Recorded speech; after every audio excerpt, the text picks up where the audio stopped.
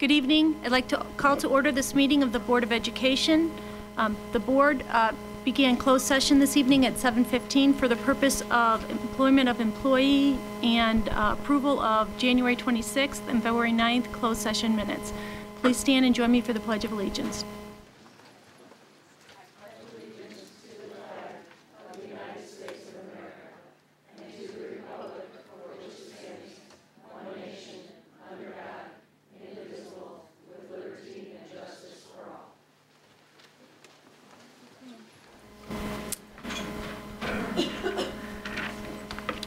Thank you. We will begin our meeting this evening with public comment. We have about 6 individuals signed up to speak.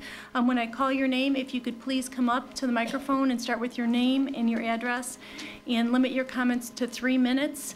And just for people unfamiliar with our practices, the public comment portion of the meeting is a chance for you to come and speak within your allotted time. The board does not address comments at this time, so we're listening to what you're saying, but we will not be responding specifically to your comments as you speak during this period. Our first speaker is Annie Worley.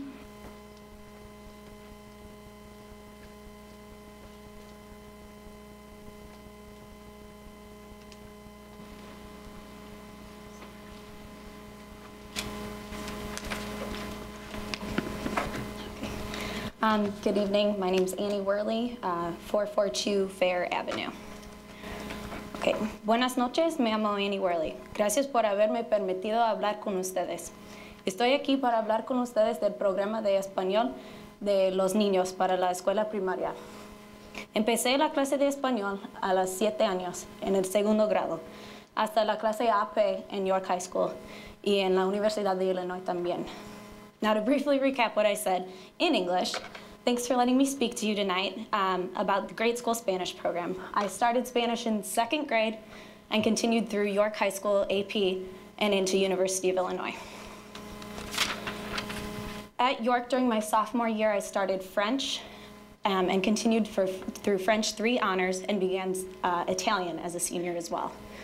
This all began in 2nd grade when my brain was open to this wonderful opportunity. I just wanted to stress to you all the importance of this program and show the board and community what can come about from this early exposure to Spanish. I sincerely want to thank District 205 for giving me such a wonderful opportunity to learn and master a language at such an early age and to thrive in this global environment. Thank you.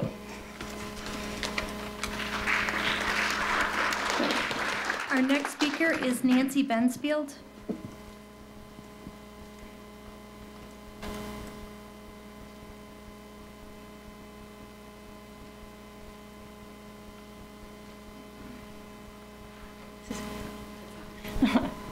Hi, my name is Nancy Bensfield and I'm a teacher at Sandburg Middle School. I understand that we need to cut expenses. Like all schools in the state of Illinois, our finances are in trouble. But what I'm concerned about is the expenses that we cut are the ones that will have the least impact on our students' achievement. A couple of years ago, as one of the math coordinators, we studied all the research about how you improve student test scores. And the interesting thing was that you improve student test scores by having a rich curriculum. Not by practicing for the test, not for testing over and over again, but by having a rich curriculum. So we should do the least amount of damage as we can to that curriculum and look at what other things that we can cut. One of the suggestions that I would like to make is to discontinue the MAP testing. I don't know what our site license costs. I do know that it costs about $13 per student to have our MAP testing. That $13 at Sandburg would provide the daily planner that the kids have that they use to keep track of all their assignments. It would provide for all the clubs. Can you imagine? No student council, no newspaper, no yearbook. All of those things are on the chopping block. And that $13 per student would pay for those things. What does MAP testing do? Well, Dr. Sullivan, who was hired by the district to talk to us about RTI, admitted that MAP testing is not relevant for large groups of students, that it might be used for targeted groups where you're really trying to find some small information about them, but it shouldn't be used as a blanket test. A few years ago, I shouldn't say a few years ago, last year, I had 4 students who got the identical MAP score. And it was a pretty high score. One of those 4 students is in Algebra AB at York and is getting a C. One of those 4 students is in Algebra 9X and is getting a B. One of those students is in Frost Geometry and getting a B. One of those students is in Enriched Frost Geometry and getting an A. So did that high MAP score tell you what that student knew? Did that high MAP score predict for you where that student was going to go? Absolutely not. Why are we spending all of our money on something, not all of our money, excuse me, but a large part of our money on something that gives us absolutely no relevant information about our students? Our 8th grade students are tested so much that when I told them that they had the ISAT test coming up, they said, Mrs. Bensfield, we already took the ISATs. And I said, what do you mean? Well, we had to go to York and take that test Saturday morning, and we had a placement test that we had to take in math class, and then we had to sit on the computers, and we had to take those tests. Wasn't one of those the ISAT test? Absolutely not. I'm sorry to tell you, you still have the ISAT test left to go. So more testing is not going to make our students smarter, better, greater citizens of the world. More testing is just costing us more money, and we're not really getting any value for that. Thank you. Thank you. Our next speaker is Roy Knighton.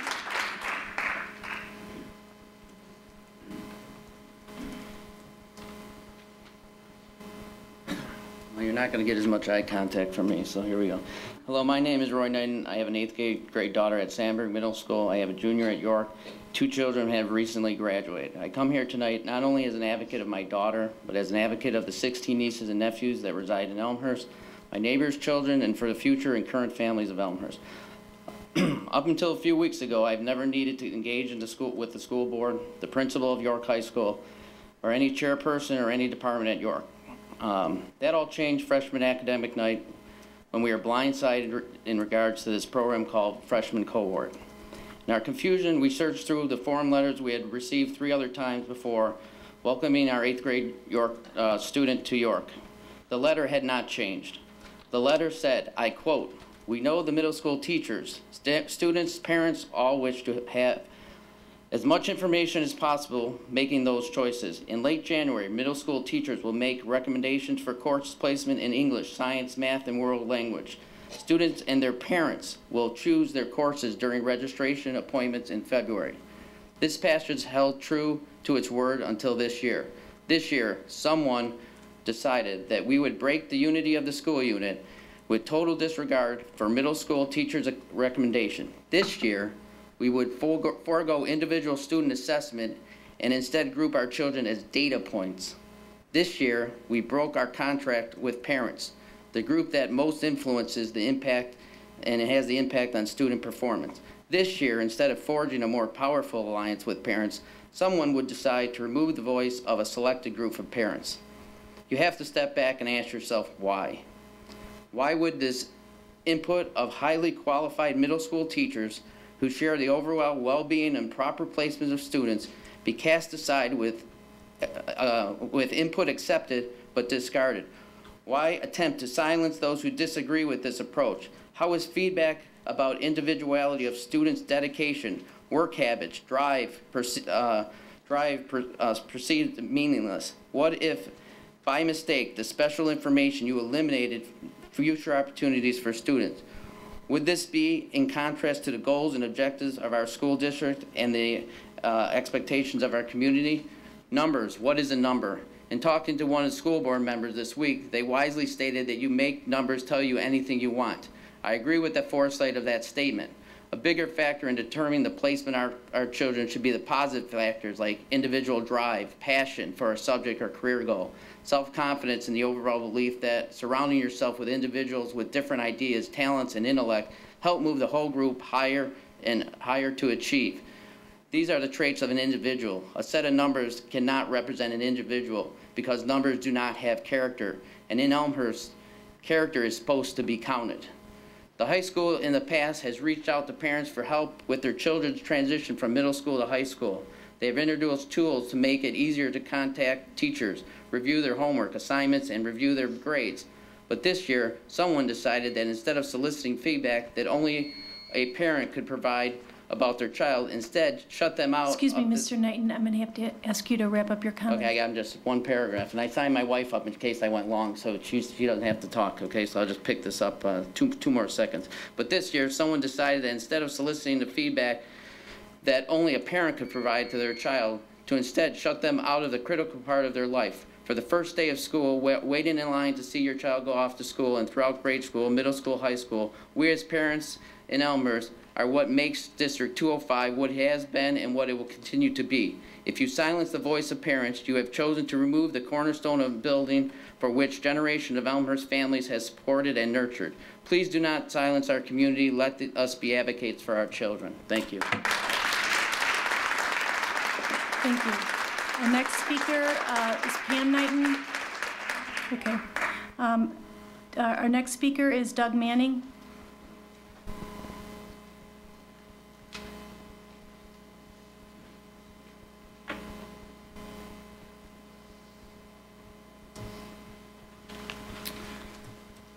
My name is Doug Manning. My wife and I have lived in Elmhurst for a number of years, and our 3 children have all gone through the Elmhurst school system.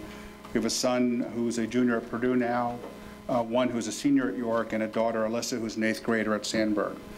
We want the school board to be aware of some issues which we think are undermining the unit school district as it is intended to function here in Elmhurst. The York administration is implementing a new curriculum called the Cohort Reading Program. And they are trying to place incoming freshman students into this program without any consideration of the recommendations of middle school teachers, the professional team of educators who know our students best, without any evaluation of the students' academic performance in middle school, and without parents' input and consent. You have worked hard to develop and manage a school district with a unified K-12 curriculum, with experienced professionals teaching in all grades, where the schools are aligned under one set core of goals and objectives. While the school board does not have responsibility to develop specific courses and materials, it does have the responsibility to review and approve changes to the curriculum. The board does have the responsibility to ensure that administrators and teachers throughout the district abide by school board policy. And the board has the responsibility to ensure that schools are aligned and work in cooperation so that the unit school district is not destabilized by any school or by any school administration. We also feel that the school district employees should be providing better and more complete communication about this significant curriculum change, including cohort. To the date, we have received only a brief mention about the program in a letter that we received when we went to the first meeting at York for the curriculum. High school counselors are being told they cannot talk about the program and to refer all questions to the school principal. And middle school teachers are being told the same thing now. As parents, we have no basis to judge the goals and objectives of this new curriculum, the research upon which it is being based, what it will entail, how it is expected to benefit our children, how this limits our child's opportunity to take other important academic classes, including science, and how this impacts our child's curriculum in the sophomore through senior years at York. We all know that York is on academic early warning status because the school failed to meet adequate yearly progress for 2 consecutive years as required by No Child Left Behind, and that the school must implement programs to correct this or face state sanctions. But any curriculum changes, if they are to succeed, must be research-based, implemented thoughtfully, with teacher and parent input and acceptance in accordance with school board policy. Thank you.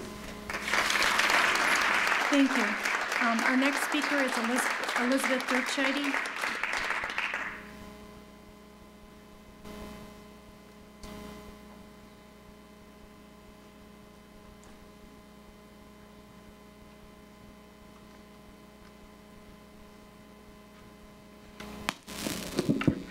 Good evening. My name is Elizabeth Dirkscheide, and I live at 301 Addison Avenue. About 1.5 years ago, or 2 years, I got more involved in District 205 issues based on a concern about underachievement at my daughter's middle school.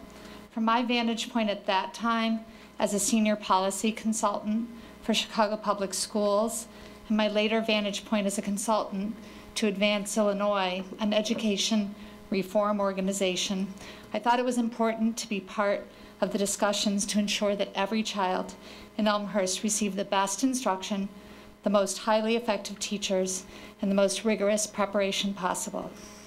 Today, from all those vantage points, as well as that of a parent of 4 children in District 205 schools, I'm here to speak on behalf of York High School's recent decision to combine 9th grade accelerated reading instruction with aligned social studies and English courses for students not on track to meet national college-ready standards. Right now, York is following the lead of other high-performing high schools by taking a hard look at every 8th grade student in the district by using 3 very significant performance indicators: the Explore High School entrance exam, the measures of academic progress assessments, and a 3rd predictor of academic success known as the CBM. These are scientifically valid predictors of college readiness.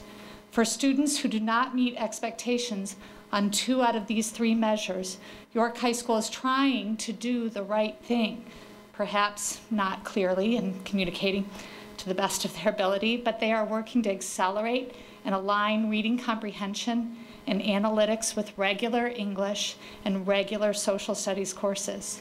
These are not remedial offerings, but tandem courses that reinforce critical thinking skills needed for college and careers. In some cases, parents are wondering how they got to a place where their child is being ranked behind national standards. In Illinois, part of the problem is the ISAT, the annual performance test our children take in grades 3 through 8. The problem is, and even the Illinois State Board of Education admits it, the ISAT means very little. If your child is cruising along, meeting expectations on the ISAT, that does not mean that he or she is on track to do well in high school and go on to college. District 205 is taking steps in the right direction to put into place these early, frequent, and valid assessments that give important instructional and performance information to teachers and parents so we can individualize every child's education from the most needy learner to the highest performing. This kind of culture of continuous improvement benefits everyone because the level of instruction is raised in every classroom. I do urge District 205 to get information out on these assessments up on its website, provide parents with real information about where their kid stands. I don't want to be lulled into a false sense that my kid is going to succeed just because I live in Elmhurst. We all need to work harder and smarter, and I think it's good to see us moving in that direction. Thank you. Thank you. Our last speaker is Katie Padberg.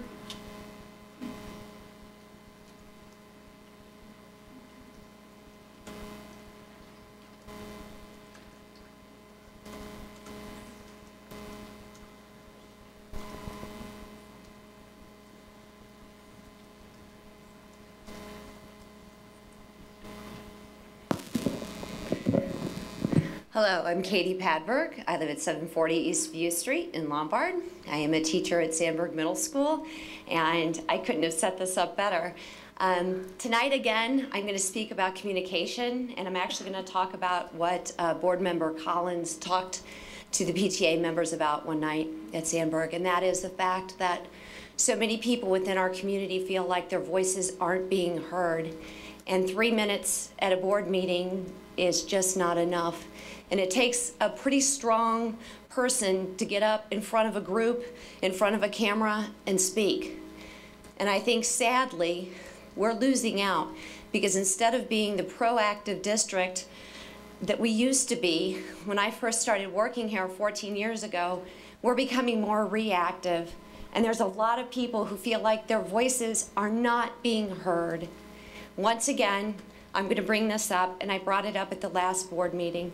We need to have better communication with everyone. We're not stakeholders, we're community members. We need to be able to be heard. And I think that's the most frustrating thing for board members, maybe, I don't know, administrators, certainly teachers, staff, and I'm hearing from parents too, this is a concern. So I guess what I'm asking you, something that was alluded to by Dr. Krizik even last board meeting, can we not start to open up and have actual discussions, much like the first aldermen do, open coffees, things where we can invite the community to speak more than 3 minutes and not get a response? It's just very, very frustrating, and I think that we're losing out because we don't have clear and transparent communications on all the levels. You know, even within our buildings, you know, at times that may be an issue. But I'd like to move forward, and maybe it's very Pollyanna-esque of me to think that we could do this, but I'd like to give it a shot. So once we figure out the board cost-cutting issues that need to get addressed, and maybe later after spring break when things have settled out, it's time for us to reach forward. I know that Nan Lowrup, in talking to her, she said the Elmhurst Teachers Council would be happy to reach out to board members, to administration, to parents. But instead of having small interest-only groups, be it just the PTA, be it just the administrators, just the Teachers Council, we need to be working together more and working together better.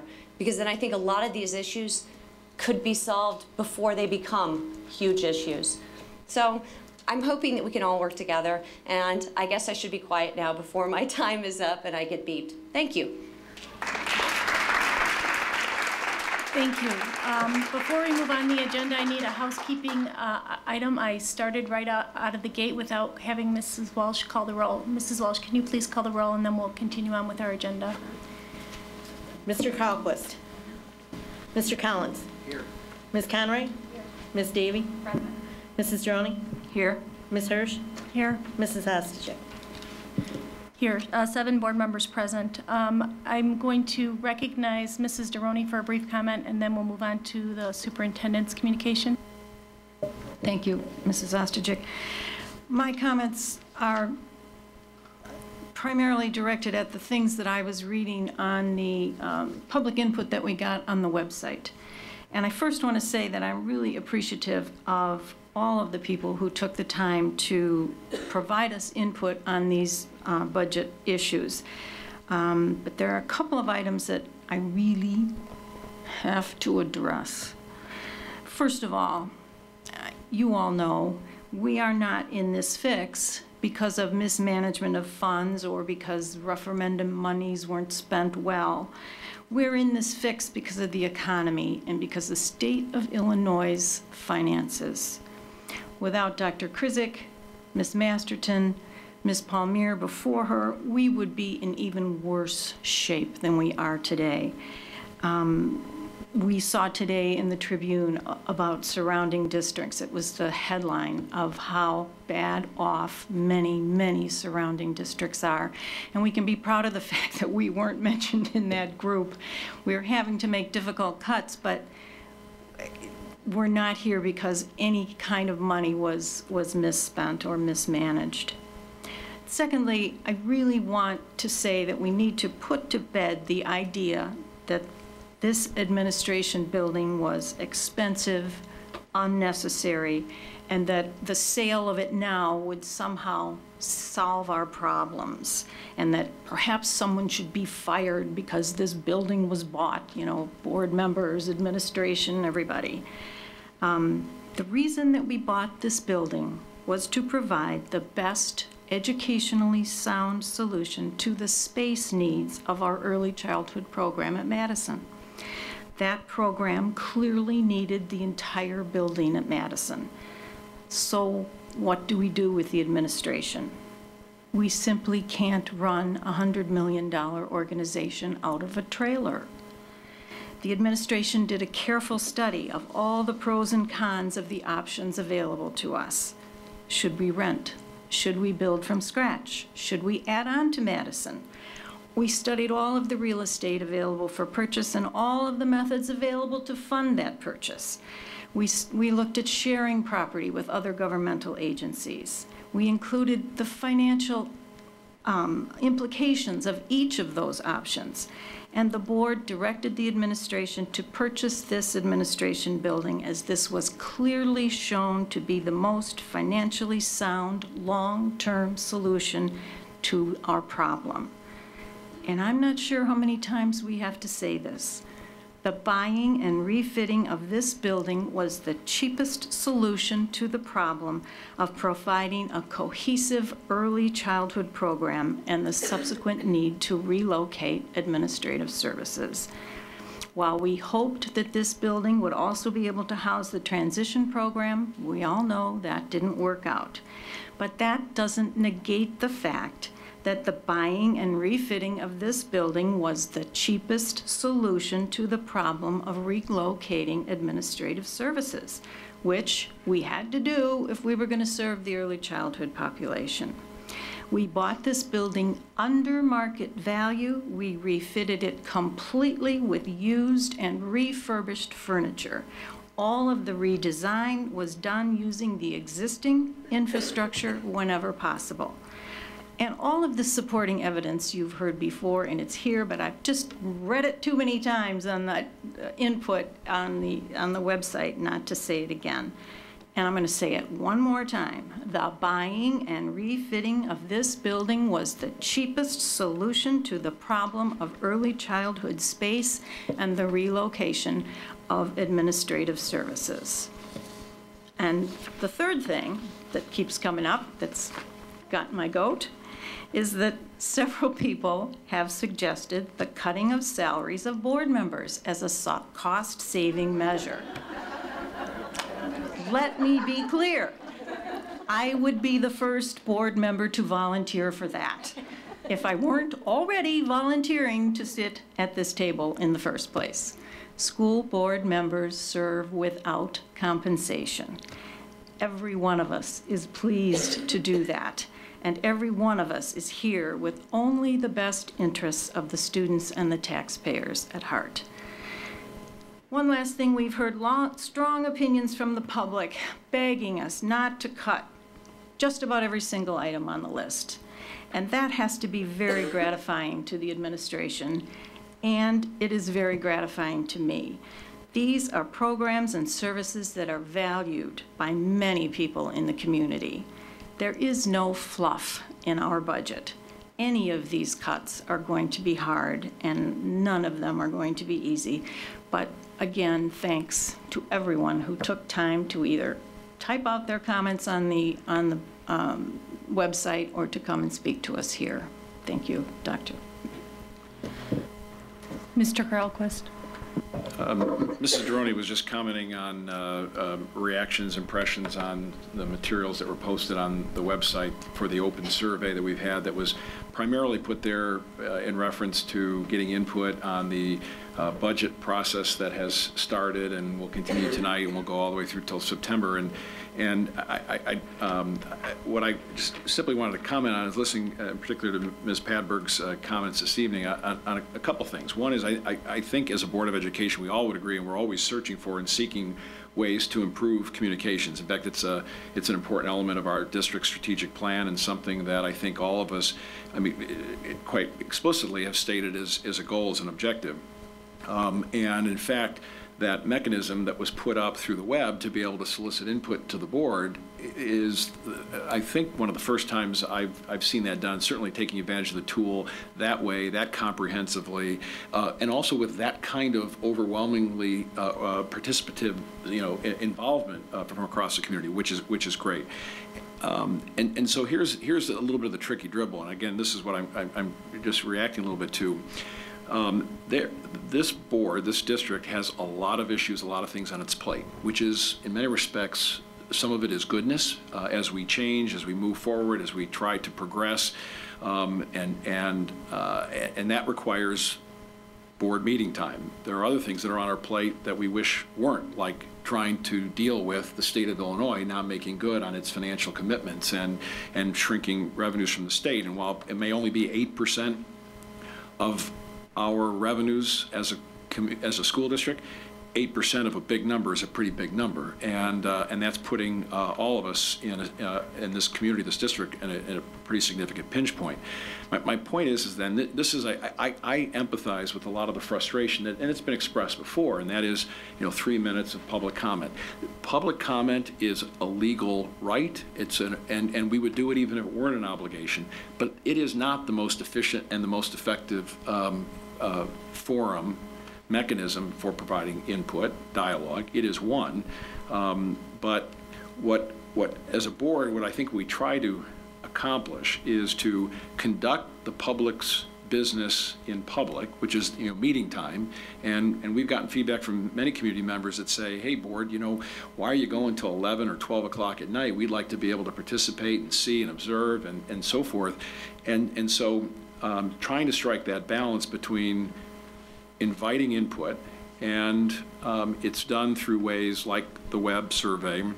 It's done with the support of the PTA Council through group forum meetings that are held annually. I know it's done through district channels with the Teachers Council and others, and there were some suggestions this evening, and perhaps there's more that could be done there, and I would agree with that. It's done informally. I know I and many of my colleagues just this weekend alone have fielded many phone calls and quite a bit of dialogue. And then there are you know, there are other, I think, indicators like putting our board materials on the web, which goes a long way, I think, towards transparency.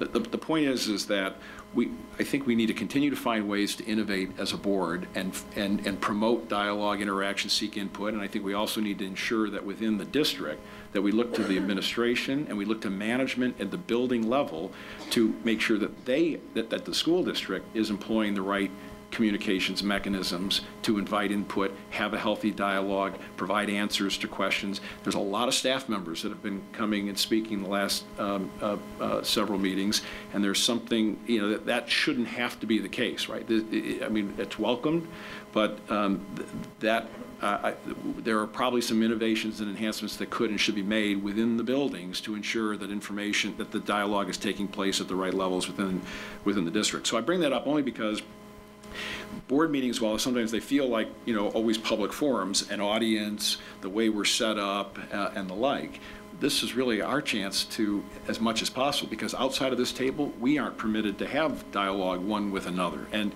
you know, even in small groups, 3 of us grouped together, that's illegal. So this is the only place that we can do that. And so I would welcome ideas on ways to promote dialogue and seek more input. I think it's happening a lot more and a lot more productive ways today than it was a year ago and 5 years ago and 10 years ago. We probably still have some ways to go to improve with that, but trying to also get the work of the district done in a public meeting without meetings getting longer and longer and having to have more and more is getting to be a challenge as well. So, thank you. Okay, we will move on to the superintendent's communication. Dr. Krizik. There's been a lot of work done in curriculum and instruction this year. It started out with the science study. We heard the REACH study. We heard the summer school report. And this evening, we're going to hear the English language learners report that has been a very comprehensive process that Teresa Ulrich will share with you this evening. But I will defer the more formal introduction of this presentation to Dr. Karen Sullivan. You actually did a really nice job. I was just going to introduce our ELL Social Studies Coordinator to you. I think this is the first time that she's been before you, Teresa Ulrich, so be kind. But she's going to share with you the ELL, our English Language Learner study, and as well as I think she'll introduce some of the folks who are here tonight that were integral to this report. Good evening. Thank you for having me here tonight to present the ELL report. I'm going to begin with a little bit of background. The last program review was performed 5 years ago during the 2004-2005 school year. In that time, English language learner laws have undergone a number of significant revisions. As well, all districts, along with Elmhurst 205, have experienced increased ELL enrollment. This study was performed in alignment with Strategic Plan Research and Assessment Goal 1.2, which relates to the review of instructional programs. The purpose of the study is to assure that District 205 is aligned with state programming requirements and to make recommendations for improving programming. The research used in this study was compiled by a core team that participated in a workshop series about ELL best practices. The team is composed of 6 district representatives of various levels, and many of the members are here with us tonight, and I'm going to ask them to stand as I call their name. First, we have Jane Bailey, principal of Conrad Fisher Elementary. Karen Beck Hirschfeld, principal of Jackson Elementary. Sharon Ivanelli, instructional coach at Conrad Fisher Elementary. Susan Quattrini, ELL teacher at York High School. And I'm not sure if she's here, but also Melissa Couch, assistant principal of Churchville Middle School, was involved in our team. Thank you very much.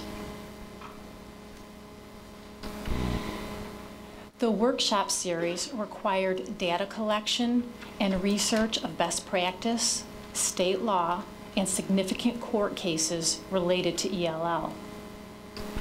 With input from stakeholders at various levels, including members of the Bilingual Parent Advisory Council, the roots of this study were developed. First, we'll look at rules and regulations. Illinois provides specific rules for implementing ELL programs. In summary, ELL students must be serviced by a certified ELL teacher who is trained to deliver ELL instruction. Attendance centers with 20 or more ELLs of the same language must be provided a bilingual ELL teacher. Students who speak a language in addition to English must be screened for English language level and potential for ELL services at the time of enrollment.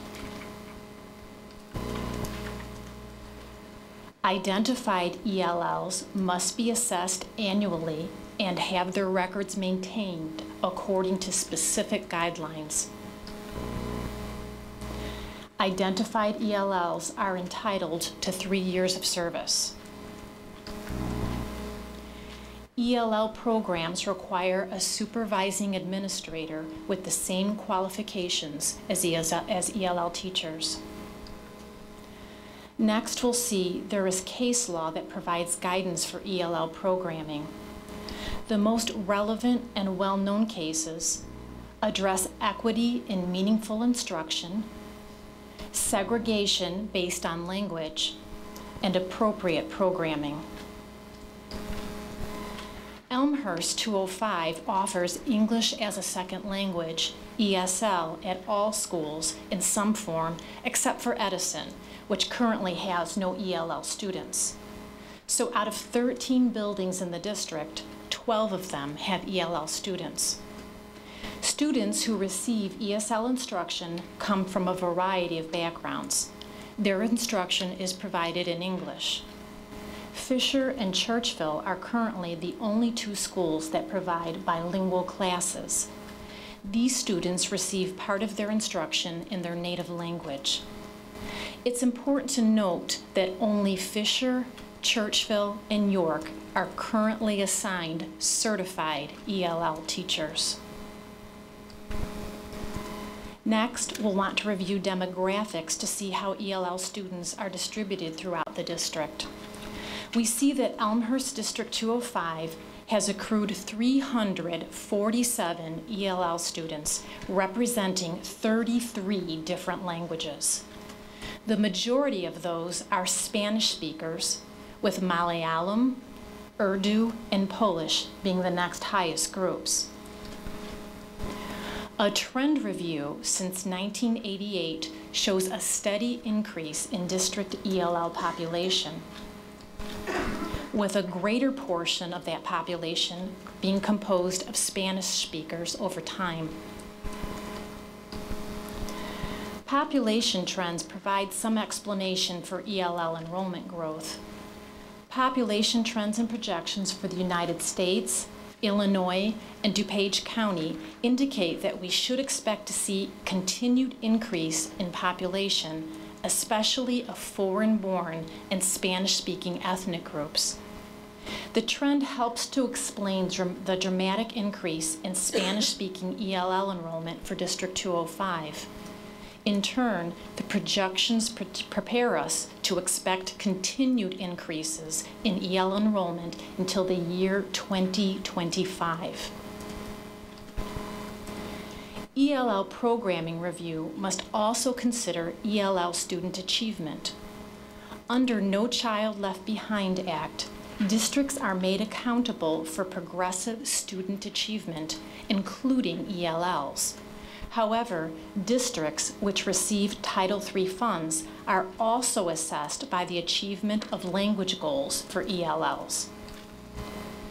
In addition to making adequate yearly progress, AYP, districts must overcome 2 additional hurdles to meet achievement goals for ELLs.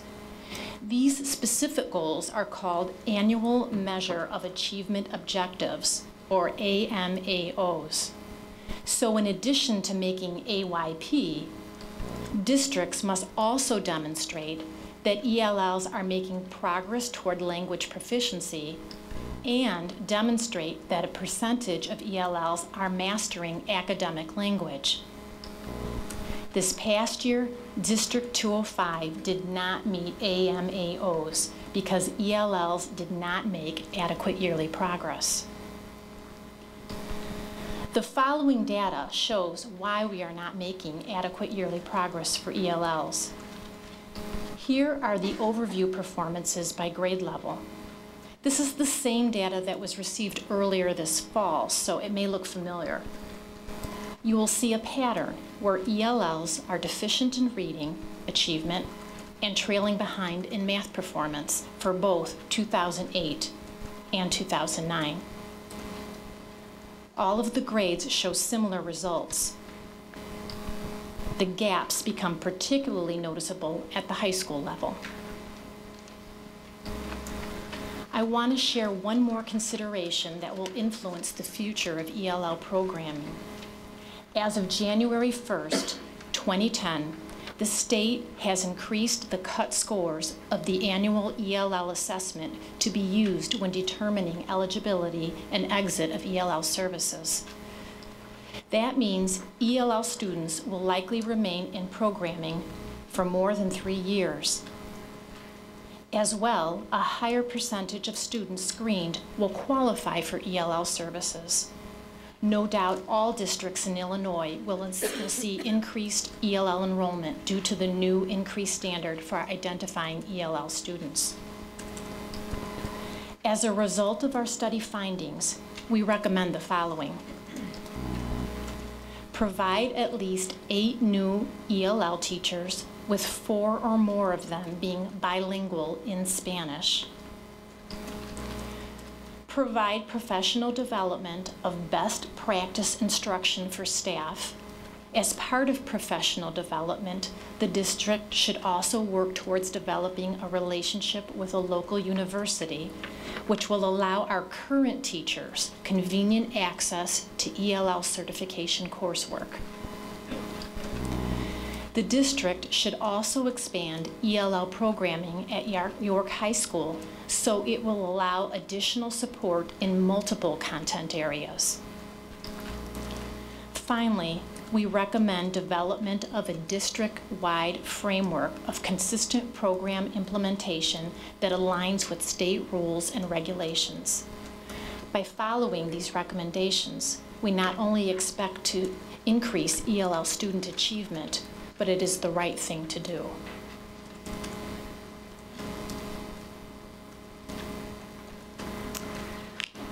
Are there any questions? I'm sure there will be. I don't know if you've met this board before, but first of all, I'd like to thank you very much for your time and your presentation, and not only the highlights, but the detailed materials that you provided in support of the research that was done. And with that, I'd like to open up to the board for questions and comments. Mrs. Deroney.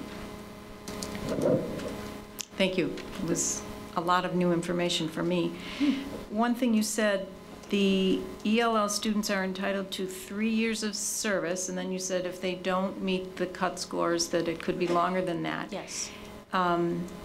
I guess that half answers my question. When I first heard the 3 years, I thought, well, one size fits all. I mean, some kids are going to come into the program, you know, barely below standards or cut scores, and others are going to come speaking no English at all. And how is it that we can just say, okay, 3 years and you're out? But apparently that isn't. That regulation was actually written at a time before our current regulations came into existence, and it was a way of preventing what happens in some school districts that don't have the ability to provide proper staffing, to just exit students because they provided students. In other words, the minimum time is 3 years. Minimum time is 3 years. Yes. So if a student is doing real well, too bad, you're going to be in this program for 3 years whether you need it or not. No, as long as we can provide to the state that the student is making sufficient progress, and we do that with our scores that we have, and now they've given us very specific guidelines. We have to exit them with those scores. That is when they exit. I see. Well, the whole program sounds to me like it's very much one-on-one in terms of what individual students need. I mean, it'd be very difficult to do this in a class with kids speaking, you know, 5 or 6 different languages, all at different levels, and that's why we need trained ELL teachers, because they know what strategies that they can use to teach students of multiple languages in one setting. Well, good luck to them. Thank you. Mrs. Davy. Ms. Ulrich, I have a question specific to the graph that you showed us on total enrollment. And is there a plausible explanation why the total enrollment in 2008-9 dipped, and then it spiked for 2010 to it wasn't following any normal trends? So that's one question I have. Did you have? We investigated that, and my understanding is we had a couple of different influences there. One, the previous coordinator used her judgment to exit students, and it was a number of students all at one time. I think she was using her best judgment, but I don't know if it was exactly what was in the best interest of the students at the time. Also, I don't know that screening practices in the past were followed as diligently as they are now. So there were a couple of factors there. So this year we were very, very respectful of how the law is written and how we identify ELL students. And I think we captured maybe kids we weren't capturing in the past. And that is what we're supposed to be doing. Thank you. The other question I have is, could you just, you've recommended that we hire 8 teachers, 4 of at least that are bilingual. Yes. Could you just draw us a picture verbally of what those teachers will be doing? Will they be in individualized classrooms? Will they be pushed in to support regular ed teachers? Could you just describe that, please? Yes, all of it. It varies from school to school. As you may be aware that each building has different numbers of ELL students in them. So for example, Conrad Fisher needs many more ELL and bilingual teachers simply because they have about 150 ELL students there. We have some buildings that have a handful of students, and of course we would not put a full-time ELL teacher there, but we would have teachers split between buildings, part-time in one building. In cases where the numbers are small, it would make more sense to do some type of pull-out program, which is used most often in the buildings. Sometimes teachers are doing push-in if it's appropriate, but I would say pull-out would be used most. In cases where the numbers are large, we may have actual classrooms where the teacher is the ELL or bilingual teacher. So it depends on each building. One final question. Sure. Could you go into more detail of, you said York needs several different interventions. Absolutely. Or additions. Could you describe what that Yes. what your recommendation is specifically? Yes, absolutely. We have a fabulous ELL teacher at York, that's Sue Catrini, who I introduced earlier. She's wonderful, but she's one teacher.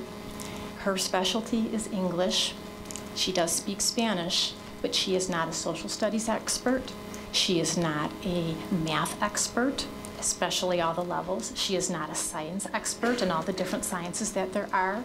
And students at the high school level especially need support in their content areas because they are expected to make the largest gains in the gaps of achievement. They're coming in, we don't know what level of English, but we probably can assume their academic vocabulary in English is definitely lagging. So we really need to have people who are experts in their content area as well as how to deliver instruction for students who are learning English. Mrs. Conroy. Thank you, Mrs. Ulrich, for this report. This was very clear and very well done. And welcome, by the way, to our district. Thank you. You have a very big job, and this report was very well done. My question is, I understand that in order to be compliant, we have to add teachers, and I understand the need for them.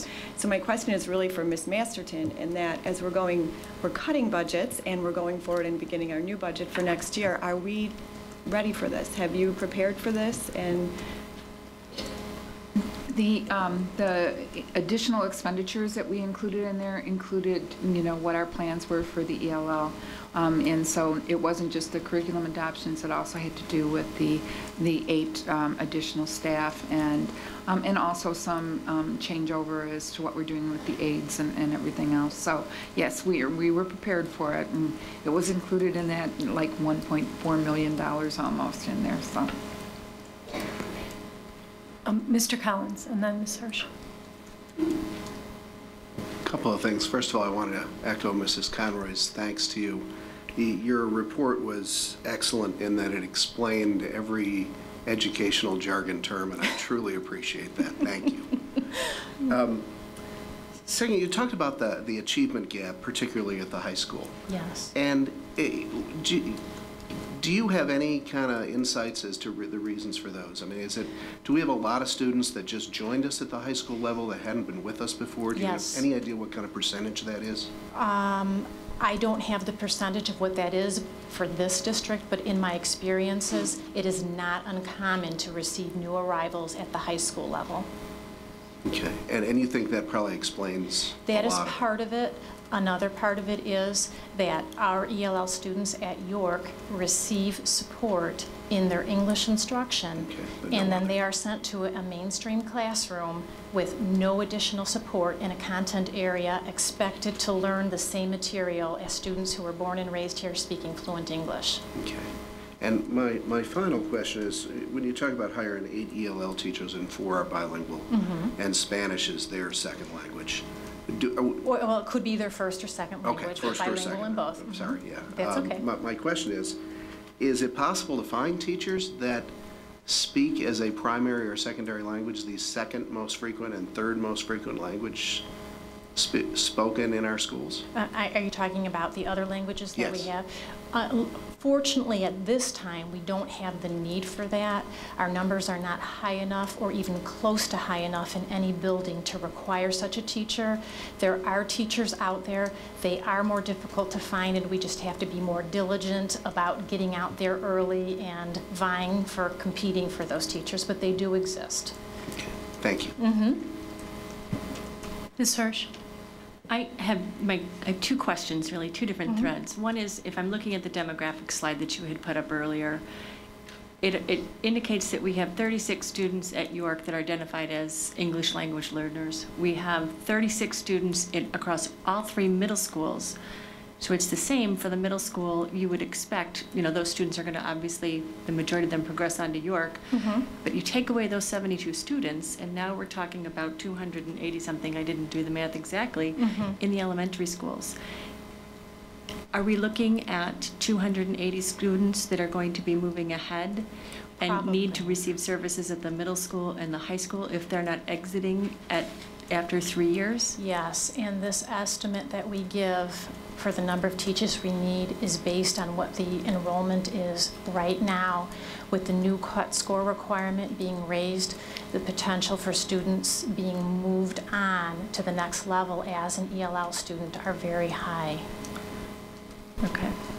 wasn't the answer that I was hoping to hear, but I'm sorry. I mean, not that I don't want them to receive services and have them achieve and go beyond those cut scores, but in terms of projecting forward. Yeah, and with staffing we should have in place and the students receiving the best possible instruction they should be receiving, hopefully we'll be doing better with getting those kids to start exiting out a little bit earlier than we expect with the original delay with that new cut score declaration. The other question related to the demographics is that you have some schools that have 1 or 2 or 5 students in them.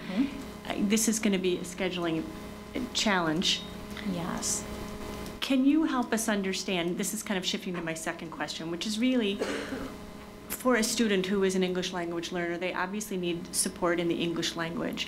But when you're indicating that they need support in their other coursework as well, can you help us understand, say in a typical, if I were to use just Hawthorne as an example that has 12 ELL students, how much support through the student's day are we looking to provide? In other words, is it just the English language arts block?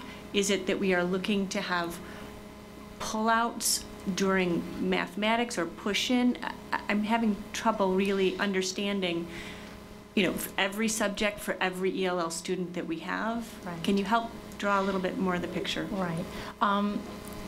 There is no one answer to that, and it is going to differ from building to building, student from student, but we do have the expectation that our ELL teachers will be collaborating with the mainstream teachers, and hopefully they'll be focusing on the needs of the student. So in addition to English language development, the ELL teacher may find out what academic vocabulary are we learning in social studies this week. Does that seem to have a correlation to what's being learned with math this week? How can we take what is being used in the classroom, build a lesson that is appropriate for an ELL student, but reinforcing and developing that academic language that the students should have so that they are performing. It may be as a pull-out situation, if that's going to work best or be least disruptive. A teacher may prefer that if the ELL teacher can come into the classroom, work with them on a particularly difficult writing assignment, for example, we may do that. We're not locked into one specific way. So it may vary from day to day, week to week, depending on the needs of the students. I have one further question that now would be directed to the administration in terms of, well, actually I have 2 questions. One is in terms of staff, and do we anticipate any of these 8 net new positions are actually displacing current classroom teachers at the buildings that do have the bilingual classes? In other words, if we have a current need for a joint 2nd, 3rd grade bilingual class, is that teacher going to be the teacher that would be currently teaching that class now, is that not a certified staff, or is that a certified staff that would be reassigned and one of our net new would be taking over the responsibility for that class, or is this absolutely 8 net new positions? This is 8 net new positions. This is, as Therese outlined, this is putting a program that is not only in compliance with the rules and regulations, but also best practice, and that is that delivering instruction by a certified ELL and or bilingual teacher. So it is 8 net new positions, and we tried to also lay that out during most of our budget conversations. When we were looking at the new expenditures for FY11, we identified 8, and as Therese has very carefully answering your question, the one you didn't like necessarily the answer to, Ms. Hirsch, is that 8 is a minimum. And we don't know what that forecast will be in FY12. We know what it'll be in FY11. Certainly after a year of implementation of a program, I think we'll be in a better predictor standpoint in terms of how kids are performing, how kids are progressing, and whether or not any new positions are long-term or short-term positions, again, based on enrollment trends as well as student performance trends. One final question is just, the one thing, it was a great report, thank you very much. The one thing that I didn't see, though, was any impact on facilities. And given, 8 new people that we need to house within, the majority of them being the elementary schools, I'm assuming in terms of pull-out space and those kind of things, is that something that has been looked at and taken into consideration in terms of where we'd actually be delivering these services? In some schools, currently, some students are served by an assistant. So there is space allocated to some degree. It may require some principals just to look at reallocation of existing space. It'll be done on a school-by-school basis. And where feasible and where it's professionally appropriate, it may be that some staff members, again, push into classrooms. Whether some students are clustered at a grade level, it could be that they're part of any flexible grouping schedule, or there can be a variety of different solutions. But I don't think any of our schools at this point in time are so facility tight that, with the exception of field, I think is a little facility tight, that we won't be able to accommodate that. So I do believe all of the principals would work with Teresa and the staff to, again, find the most appropriate physical location to provide the delivery of instruction. Mr. Kralquist? Just very briefly, first of all, thank you for a very thoughtful, concise presentation. And my question is asking if you would to elaborate a little bit on the second recommendation up there. And my thought is that oftentimes boards of education focus on the hiring, the 8 head count, on the statutory requirements and what the budget is associated with the head count and the like. But I think, what my interest was, and a little bit what Mrs. Hirsch was asking about, is how do we as much enable not the 8 very specialized, skilled instructors who will be hiring, but the hundreds of staff members who will come in contact with these ELL learners, students during the course of the day, during the course of their year. Could you elaborate either on some of the best practices that came out of the workshops that you talked about, or perhaps, Dr. Krizik, a question for you, which is there the bandwidth, the shelf space within staff development in however that gets delivered across the district, such that the onus isn't on the 8 ELL teachers to try to push the rope, right, to develop and educate and get buy-in from across the district, but instead we have inherent in whatever the staff development process is, the tools, the mechanisms, the offerings to be able to help all of our staff with this increasingly diverse student population. Sure. Okay. We're currently investigating a program called Sheltered Instruction Observation Protocol. It is a research-based presentation of, or I should say, organization and preparation of lesson planning and delivery.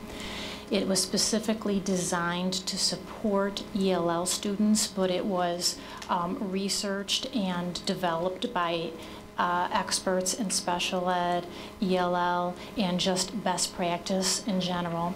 And it is a program that really just looks at what is good teaching. Taking the time to look at what your objectives are, planning activities that are engaging and meaningful that address those objectives, using formative assessments to gauge how students are learning and what differentiation needs to be done. And there are several components to it. I've actually attended an administrator presentation of this to get ideas of how we can unfold this in the district. And just as you were thinking, we also believe that those ELL students will not be the responsibility of only those 12 ELL teachers. And in fact, in the schools, the mainstream teachers are asking for support for this. And so we're hoping to come up with a plan to develop that. Part 2 of the answer to that is we recently sent out a survey to all of the staff about their interest in us putting together a cohort for teachers to take the 5 courses that they can they would take in order to get ELL certification. Our goal is to develop capacity within the system. And to your point, not just to have that be the onus and responsibility of that support staff, but every student is all of our students. It is not just the responsibility of the ELL teacher. It's the classroom teacher. It's the PE teacher. It's the art teacher. We had 176 teachers respond to that survey. And of the 176 teachers that responded, we had 138 that were either somewhat or extremely interested in participating in a cohort. Mr. Blatchley is currently working with 4 different universities to determine which university is the best one to bring in as early as this fall to provide that opportunity here on site to our staff. So we asked the staff a variety of questions, including when they'd like to begin and what were some of the most important factors when we're putting a cohort together, ranging from cost, opportunity to take coursework in the summer, the time classes are scheduled, location, and time it takes to complete the coursework.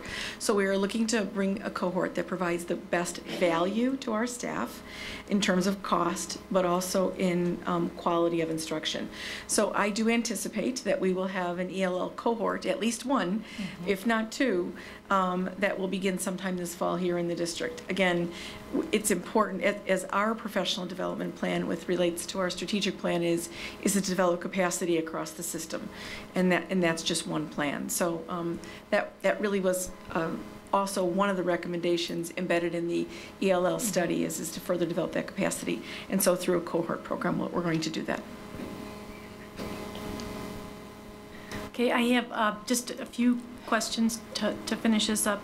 And I guess I'll start kind of leveraging on where Ms. Hirsch and Mr. Carlquist were going. I think we're going in the right direction, looking at, how to serve these kids throughout the day, not just the pull-out section. And we have all these subgroups, and I know kids are coming and going from the classroom, which I think affects every kid in that classroom, not just the kids that are being pulled out, what their instruction they're missing, the disruption to the rest of the classroom. So I think that's really important. And I think this question might be for over here, but we're talking about trying to expand the skills of our existing teachers, and I think that's going to be really important as part of this program. Are we going to look differently at how the skills that we're bringing in as we're hiring new teachers, as we're seeing the population grow, and the data we're seeing here says we're going to continue to see that trend go upwards. So do we look differently at how we're hiring new teachers? Absolutely. We are constantly monitoring the needs that we're trying to meet here in the district by evaluating the talent that we bring in. Every hire is incredibly important to meet all of our lofty goals, and so the best chance we have is to tackle that when we hire somebody. So we absolutely have that on our list. We've talked a bunch about that with ELL. I have a couple questions just here on the data to understand. So Mrs. Davy was talking about kind of the decline we saw in the current year and the big increase we're seeing next year. Is that a significant part of that due to identification of kids currently in the district that were missed? And I guess where my question is really leading is, it's a huge jump up. So if some of it is just kind of a correction, as opposed to what are we expecting to see in 2011? What kind? So I hear you're saying an increase, but how steep is that hill going to be in the out years? It's anybody's guess. If I had to take a guess based on how the data has been increasing and what the projections are, I'm guessing 10 to 12%, as much even possible in 1 year, depending on the move-in rate that we have and what's happening with our market here in Elmhurst. One other question, just about the presentation. When we look at the grade comparisons from year to year, we see that the ELL performance is dropping, but those aren't the same students. So if you trended and said, okay, what happened to these third graders in fourth grade? They also dropped off, and I'm wondering if it's something about the gap growing, or is this like our special ed population where the kids that are highest performing are moving out of the measurement, and so we're continuing to see the trends, it's still apples and oranges. If you think about language learning, it's quite different than learning a content area, and you reach certain thresholds. So if you were studying a language and I were to work with you in one day, your percent of what you learned from where you started would be quite high by the end of the day. But if we were to continue every day for a month, the percent that you would perceive to have learned on day 29 to day 30 would seem much smaller. So basically, the more or the higher proficiency you develop, the more effort is required to move up to that next level. And that's another reason why we need staff who can work with kids to do that, because a certain point in language, it's really hard to get beyond without extra time. A lot of people think our lower levels need the most instructional dedication for support. It's actually the higher levels, because they're at that hardest point. They are just starting to get comfort in that language, but now we need to get them where they can grab that academic language and use that comfortably. And that requires a lot of support. This specific topic isn't on budget. That'll be a later item on the agenda. But I mean, one of the things that we talked about as a board is how difficult it is in the out years to really try to project. And I mean, what we're seeing here is 8 gets us through next year. Right. What happens after that, we don't know. Number one, you know, say we have a 10% growth in this population. The piece that we can't measure is the number that are exiting from this population. Exactly. So makes it really challenging. Yeah, it does. Ms. Hurst. I just have a question, and I'm not going to ask for an answer now, but and I know we're postponing the further discussion of the REACH presentation, but between having read the REACH presentation and now the ELL presentation and knowing about RTI and differentiation, I've got some personal angst over what our long-term approach is for helping each individual student make forward progress. And I'm not sure that I have a good understanding of what our overarching approach is, whether it is within the same classroom differentiating into small groups, or whether it's pulling students out and trying to provide services for various different challenges. It might be a gifted student, it might be an ELL student, it might be an ELL gifted student. I mean, there's a lot of pieces, moving pieces, and there's a lot of different approaches. And just a general request over time, something to think about is, I'm really struggling with what our overall approach is for providing services to students that need services, whether, you know, whatever the category is. We've had different approaches over time. We have reading recovery in first grade, which students are pulled out in small groups. We have the gifted program. You have the instrumental music program in 4th and 5th grade. It feels to me, and having been a parent with a student who has received some services, it seems as though disjointed. And I'm not looking for the perfect final answer, but I'm looking for the direction that we're trying to move in. Is it into the classroom and being able to provide services in small groups, or is it really, it's always going to be a hodgepodge? We're always going to need small spaces to provide support for pullouts. Can you help us? Is there some image of where we're really trying to get to? That would be helpful. And you don't have to answer tonight. Well, I'll answer specifically to ELL, and the difficulty we had in this report, right, and I appreciate someone saying that we tried to minimize the jargon, was there's a lot to talk about ELL students. The criteria for ELL students, students are categorized into different levels depending upon their amount of English. And so what's appropriate for a student who comes in who has absolutely no English to what is appropriate for the student who's right on the edge of having, you know, some decent English but really needs that academic language part can be two totally different models. So there will, I'm suffice it to say, and you can help me out here, Teresa, that there will never be one model for all ELL students, because they cross the whole gamut. And what's appropriate for the student who just got here and doesn't know one word of English is totally different. You know, you have to do some maybe individual small group pull out to get them just even some survival English. Is totally different than what you need for that student who's just on the cusp of making that cut score And that, I just also want to mention, that's the other really wild card for us, is this is a new cut score. They've moved the target on us. And so we're not quite sure. We're all hypothesizing here as well as in other districts. This is going to increase the number of students who qualify, and it's going to increase the length of time that students will be in services. But we're all just hypothesizing that based upon, experience. We don't, maybe next year we'll have a better idea of what that data change in cut score did for us. And maybe at some time this summer, we can kind of maybe give you some updates about what all the schools have been discussing in terms of putting their own RTI intervention plans in their building. Both through SACID, we have a very comprehensive systemic staff development program around RTI and RTI implementation.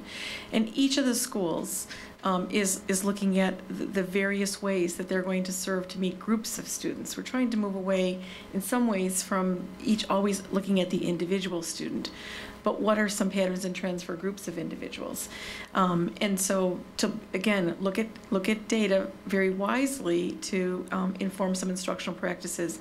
But I think that once all of the schools are working with an RTI coach, and they are all moving at very different levels. And so maybe at some point in time as Hearst, we can bring back a presentation to really share with the board what has evolved in the past year, the benefit of the SACID external coaches, and where some of the conceptualization is in terms of delivering service to students.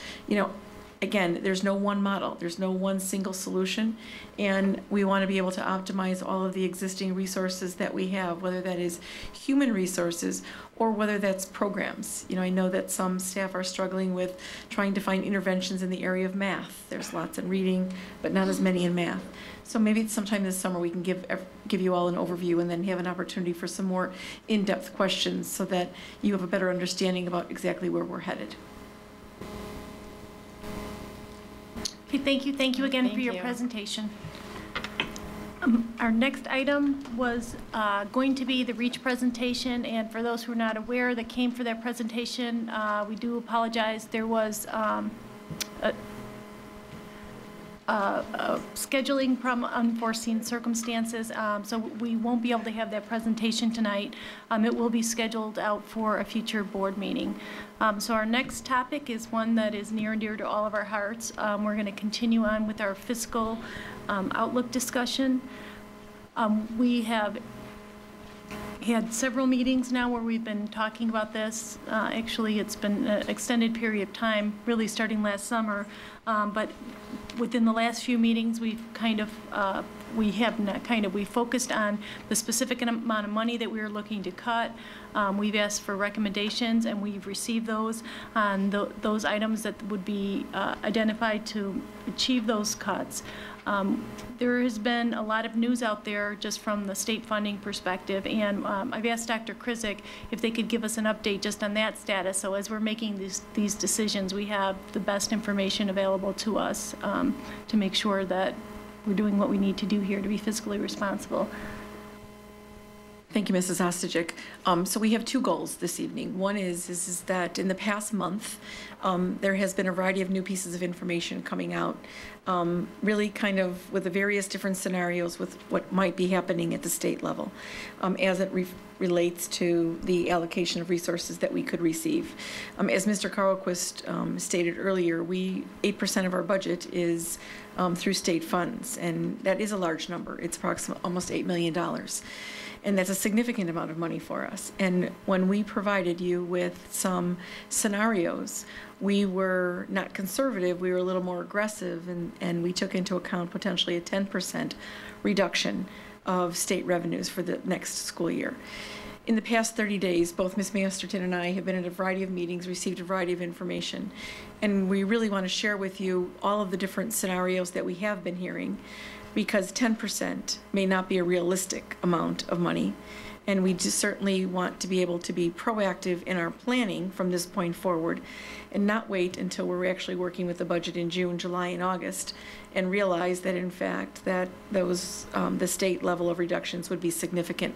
So she's going to walk you through 5 different scenarios. After she does that, what I'd like to do for everyone is, again, just review to clear up any confusion about what those of the options that had been originally presented for reduction that had totaled originally a little bit over $2.7 million, which were the ones that we had highlighted in yellow and which those areas were. And then for you to have a conversation this evening about what your comfort level is with the new information that Ms. Masterton is going to share, and whether or not we need to look at things just a little bit differently as we move forward. Again, I think as a board, you've always appreciated having the most current, up-to-date information so that you can make the most informed decision. In spite of the fact that we've put together, I think, a very well-articulated process, if you hear something that is dramatically different than what your assumptions were, I think it's important that you integrate that into decision making. So with that, Ms. Masterton. Thank you, Dr. Krizik. What we have up on the screen right now is our 10% reduction in state aid and categorical programs for next year that we did our projections on and presented to the board. Based on that, you made a decision to go with what's probably my least comfortable option of the $2,050,000, which left us with about $38,000 to avoid tax anticipation warrants. And unfortunately, based on what we're hearing right now, and certainly because of the cash flow issues that that are happening right now and will probably continue to happen, there's a good possibility that we will be in tax anticipation warrants next year based on that level. And that's just something, it's a decision that we made. It's not always something that is, in the long run, something that won't work out. But right now, because of what we're hearing, we believe it's going to be significantly more than the 10% that we're showing there right now. As you can see, the 10% left us $822,000 and some cents and dollars and cents short of what we were due to receive this year. And the next slide shows the first thing that we've heard, which is a complete moratorium on general state aid payments to all districts under the flat grant or alternate funding formula, and we are under the alternate funding formula. And that does result in a loss of, the largest loss that we would be seeing would be $3,153,000 less than we received this year, and that's a variance of $2.3 million from that 10% reduction that we talked about. So that's the worst case scenario that we're hearing right now on that. The next scenario is actually one that was presented by the State Board of Education.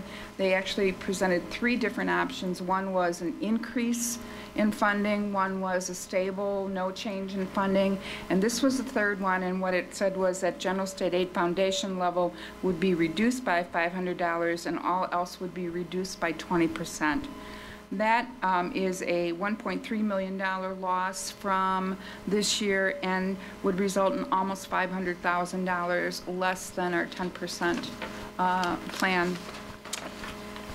The next one is also something that's been floated and we're hearing, and that is kind of going off of that $500 reduction in general state aid and some categoricals reduced by 20%. They also talked about the elimination of the reading improvement and ADA safety block grants.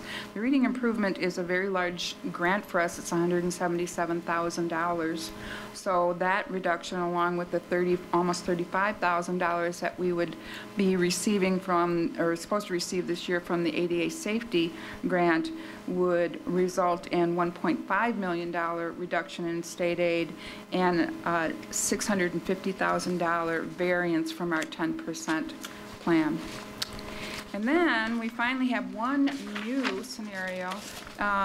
This is a report that was issued yesterday from the Civic Federation, and it's called A Fiscal Rehabilitation Plan for the State of Illinois.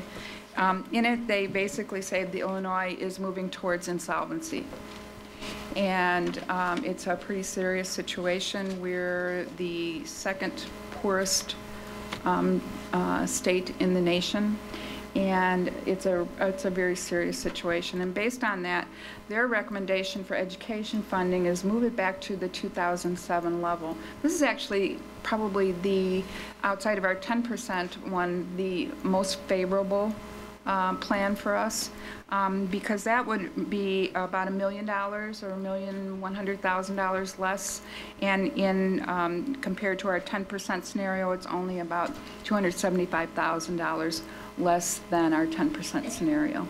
So we can look at a possibility of $275,000 more needed to keep that $38,000 float out there to $2.3 million.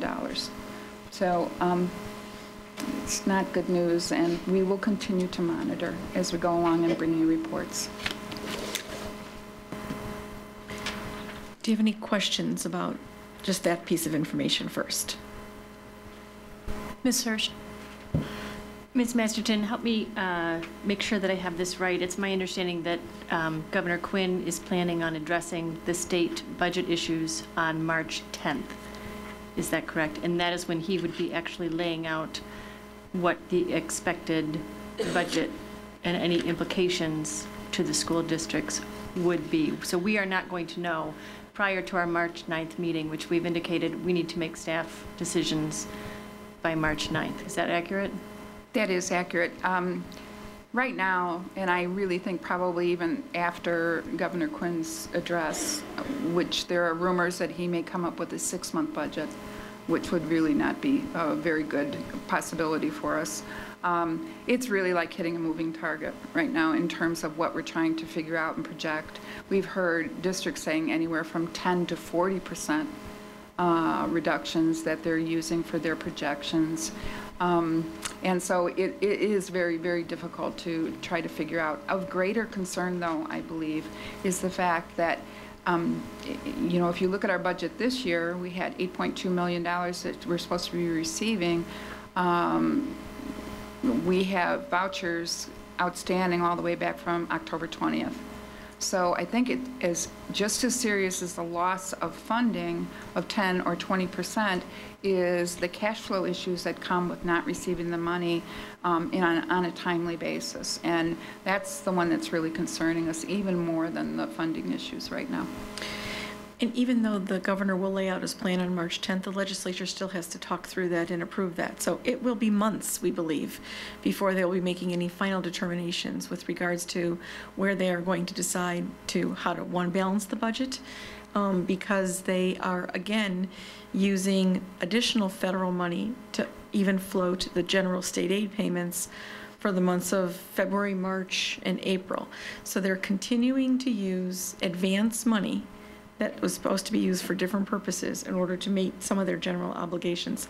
We currently have been vouchered a little over $1.4 million that we have not been paid. We took the initiative to make sure that both of our 2 state senators and 2 representatives were aware of what this current situation is, and so that they can do what is within their realm of power and authority as elected officials to help advance those vouchered payments to us. Not just to us, but, you know, to other school districts. We're not the only one that's sitting with vouchered payments, with vouchers and no payments. There's also ideas that have been floated in terms of increasing the state income tax to 5%. I mean, we have no idea what's going to happen in the next 12 months with the state of Illinois budget, with school funding. This is something that is not, there's no clarity. There's an election in November. This is something that cannot be accurately predicted in any way, shape, or form, correct? It is correct. However, you know, based on projections of what they're suggesting for state income tax increases, and when you read this, you realize that, number one, the proposals for state income tax do not include an appropriation, a set appropriation for education. That's the first thing that's of great concern.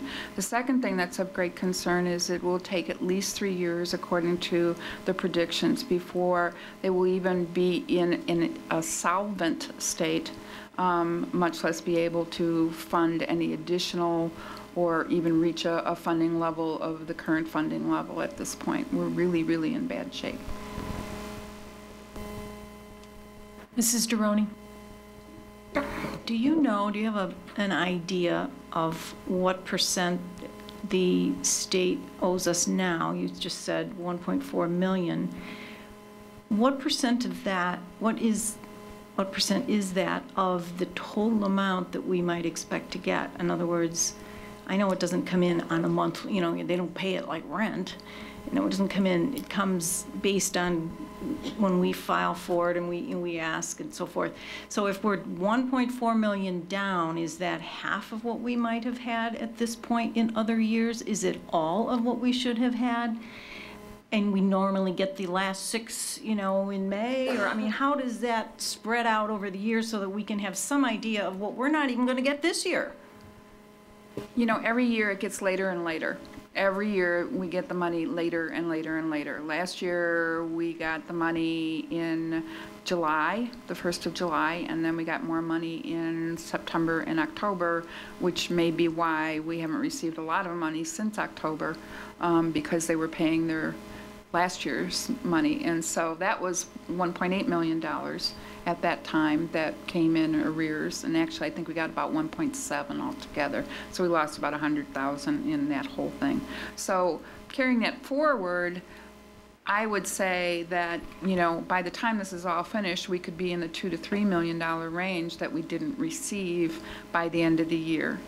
And it's really hard to predict because it just gets later and later and later in terms of that. So we just don't really know. Right now, we're probably still due unvouchered about $4 million, unvouchered. So along with that, it's $5.4 million out of $8 million that we still have outstanding. The hardest part about all of this is everything is actually after the fact. This is reimbursement. Categoricals are reimbursement. General state aid in a lot of ways is based on average daily attendance from a year before that. So everything is after the fact. We've already basically spent this money, and now, it's not coming to us. But these are the dollars that are going to affect our cash flow in May. We not only have to worry about next year's shortfalls, but we got a huge problem this year, is what I'm hearing you say. Well, we've been tracking everything, and we do believe we'll still get our general state aid because they still have the ARRA money coming in, the stimulus money for general state aid. And we've kind of, been tracking this and saying, if we don't get anything else, are we going to make it? And we're going to make it. We believe we're going to make it. Fortunately, a big part of the reason why we believe we're going to make it is because we worked with the union, and they were gracious enough to help us to change the way that we do our payrolls at the end of the year and push that back a little bit so that our June payments will take care of that. So we're pretty sure we're going to make it, barring any other unforeseen disasters that may occur. Mr. Kralquist? Clearly, this is an environment of high anxiety, right? And what you're discussing here around cash flow is one of the reasons why this board's had a lot of conversation around the proper level for the reserves, for fund balances. We want to be able to avoid having to borrow money when the cash flow is highest and the reserves are at their lowest point around late April, early May. The Tribune did an excellent article, by the way, today. I suspect most or everyone saw that, which I think, as the newspaper can, I think did a very good job of summarizing the state of affairs with public education in school districts, particularly in the greater Chicagoland area, suburban districts, not just the Chicago public schools, which is oftentimes what gets the focus. And it was also good to see that while, and I shouldn't say good, but it was reassuring. First of all, District 205 wasn't one of the many districts that were listed as having, in some pretty dire straits.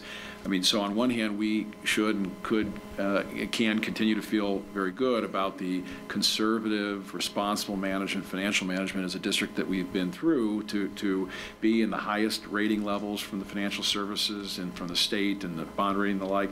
But we can't rest on our laurels in this regard.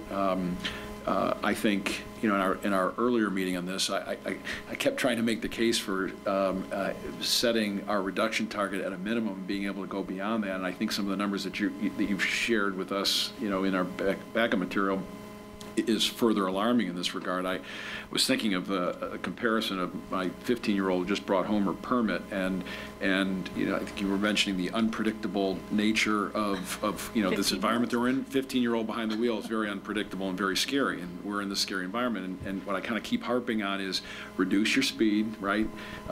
Which then cover the brake, and then be prepared to brake hard, right? And I think we've done that now. We've reduced our speed. We've covered the brake by getting to the $2,050,000 in terms of how we close the budget based on all the prevailing assumptions that we've worked through. There's too much uncertainty about what the future can hold. There's too much uncertainty and dependency on a state government that has not demonstrated that it has the ability to manage with the same fiscal prudence that as a local governing body that a District 205 has. So I guess both in terms of a question as well as I would continue to reinforce for us as a Board of Education, we need to be covering the brake and be prepared to brake hard. And I think that means, whether that means having contingency plans, whether it means making reductions that permit us to put dollars back in the budget, that's always easy to do. What's difficult to do is after the fact to dial back and to tamp down on spend. As difficult as it is, I think this is what our responsibility really is. So, the thoughts that are racing through my mind, the questions for you, Dr. Krizik and Ms. Masterton, again around, ranging everything from, can you affix probabilities to these scenarios? I suspect not. If you could, I'd take you to Vegas with me, right?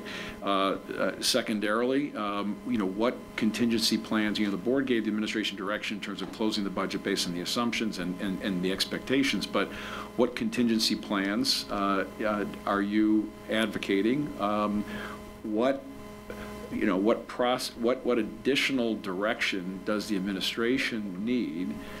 Because I think as a board, it would be our responsibility to give it and be very clear, which is to go beyond the reduction targets that we've set, perhaps not to implement, but to be prepared to execute against, to be prepared to brake hard.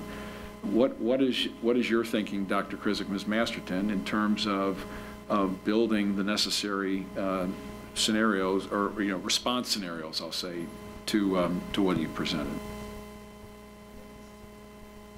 Good segue now, and maybe what we can put up is that just kind of a summary of where we were as a result of the February 9th meeting, where we basically presented a total of $1,565,062 in reductions and $541,270 in revenue enhancements, for a total of little over $2.1 million.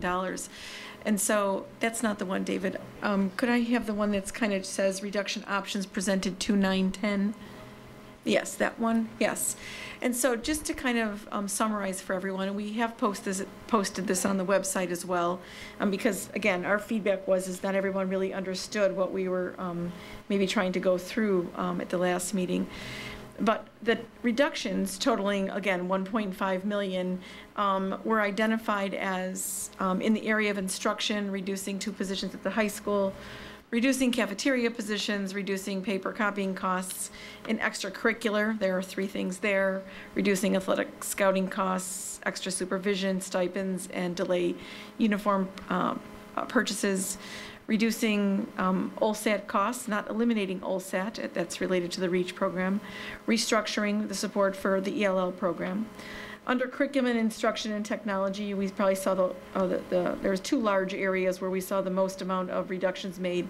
That was in that area and as well as in executive services and school administration. And that ranged from restructuring curriculum stipends to decreasing the technology budget, eliminating mapping software, eliminating reading recovery member costs, reducing summer curriculum writing, restructuring network support, and not replacing the vacant position that is currently at the library at the high school. In executive services, again, we saw that's the second largest amount of reductions coming there, ranging from the elimination of the organizational health survey to reducing a contribution to the foundation, restructuring our sub-calling, having compensation for all of those not covered by a collective bargaining unit, which is 3 groups ranging from 0 to 1%, reducing administrative professional development costs, eliminating an administrative position at the elementary level, reducing 1.5 positions here at the district office, and then defer the hiring of the director of research. And then the business services was reducing the energy conservation position as opposed to eliminating it in a single year, but looking at that as a transitional program, transitional position, working to eliminate the paper paycheck. We identified $78,500 in reductions out of the operations and maintenance fund, which was the other portion of the energy conservation position. It was gaining some additional revenue from electric, and it was eliminating a utility position to come up with the 78.5 for a total of 1.65 million. 1.56, I'm sorry, $1,565,062. So that's where we were 2 weeks ago. And in listening to Ms. Masterton, you know, she presented 5 different budgetary scenarios here. And the one she said that might be the most realistic, but again, we're not betting individuals, is the one that the Civic Federation came up with, which was reducing funding levels to the 2007 levels, which she indicated was approximately $275,000, was a differential of $275,000 from where we were in our budgetary projections. So we need to come up with an additional $275,000. If we look at the second page of this, a suggestion would be to, let me close my piece out so I have it. Hang on one second. Would be to add, under the instruction level, a capture of $240,000 of the class size change at the elementary. That was the recommendation, to increase class size to 26 at grades 3, 4, and 5. In doing so, I think it is important to point out that while that is an increase in class sizes at those grade levels, what I shared at the last meeting is our district class size average remains well under 24 from kindergarten through 5th grade. And our district-wide class size average remains the lowest of our benchmark unit districts. And even with the reduction, the possible reduction, and this is reflective of 4 positions, 4 changes in grades 3 through 5, 4 less sections of grades 3 through 5 for next year. That's what the $240,000 represents. That would still keep our district-wide averages well below 24, moving from, instead of an average of 21 at 3rd grade this year, it would be increased to 21.9, and 4th grade would, instead of being 21, it would be 22.68. Again, those are district-wide numbers. I'm just trying to set the context for this. Ms. Hirsch? I just have a quick question. I want to make sure I understood. The $240,000 associated with class size, that is for teachers that we are going to have to let go, or that is for new additional teachers that we are not planning on hiring for next year? It would be 4 less sections, which could turn into a reduction of 4 staff. Now, to Mr. Carlquist's point, you can always bring staff back at a certain point if you find out that the reductions that you made do not need to be as deep as you need to make them. there is a no return point on making reductions, because, you know, there are rules and regs with regards to notification of any reduction in force. And, you know, should the reductions even be further if we do not, again, in keeping with the conversation today, and you all will have this discussion shortly, is that it's really just to, I guess, to use the metaphor, is to be able to have our foot on the brake with regards to this, so that we are not taken by surprise 2 or 3 or 4 or 5 months later. Again, bless you, we can always recall staff at a certain point, but you cannot reduce staff after a certain point. It's that balance. That's what that is. And so this scenario, again, addresses the Civic Federation of returning back to the 200, you know, the 2007 levels. And so this is maybe where we're going to stay right now until you all have a conversation in terms of where you're comfortable going and want to go. But this is what we would suggest. I'm just going to throw, being the accountant at the table, just a minor correction on here. I think where we're starting, and only because every dollar here is another dollar impacted, but we're starting at the 1565. And I think what we added, the difference between the first sheet and the second sheet is 260,000. So I just think the 240 plus 20.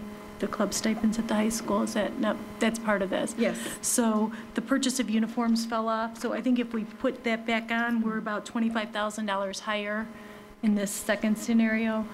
It fell, yes, it fell off on this, the delay of the purchase of uniforms. Thank you, Mrs. Ostojic, for seeing that. We'll make that change to this sheet. It was on the first sheet, it got lost on the second one. Okay. And the reduction of club stipends, that shouldn't be there. So thank you for catching that. The $20,000 should not be there. Okay. Instead of the reducing the club stipends, it really just should be the delay of the purchase of uniforms. Okay. Okay, so it's replacing the 20,000 with really 11,865. Okay, so and we'll make that change. Pat, could you take those notes for me that I can remember? Okay. Okay, so I think from a board perspective, what we need to decide, we've come up and identified how to get to our minimum cut level. The problem is the levers that we have to pull have to be pulled by March 9th. And we have to understand that should we go further in the cuts, that we may be able to restore those cuts, should the conditions change. But we have to be able to live with whatever we're putting on the table and voting on March 9th.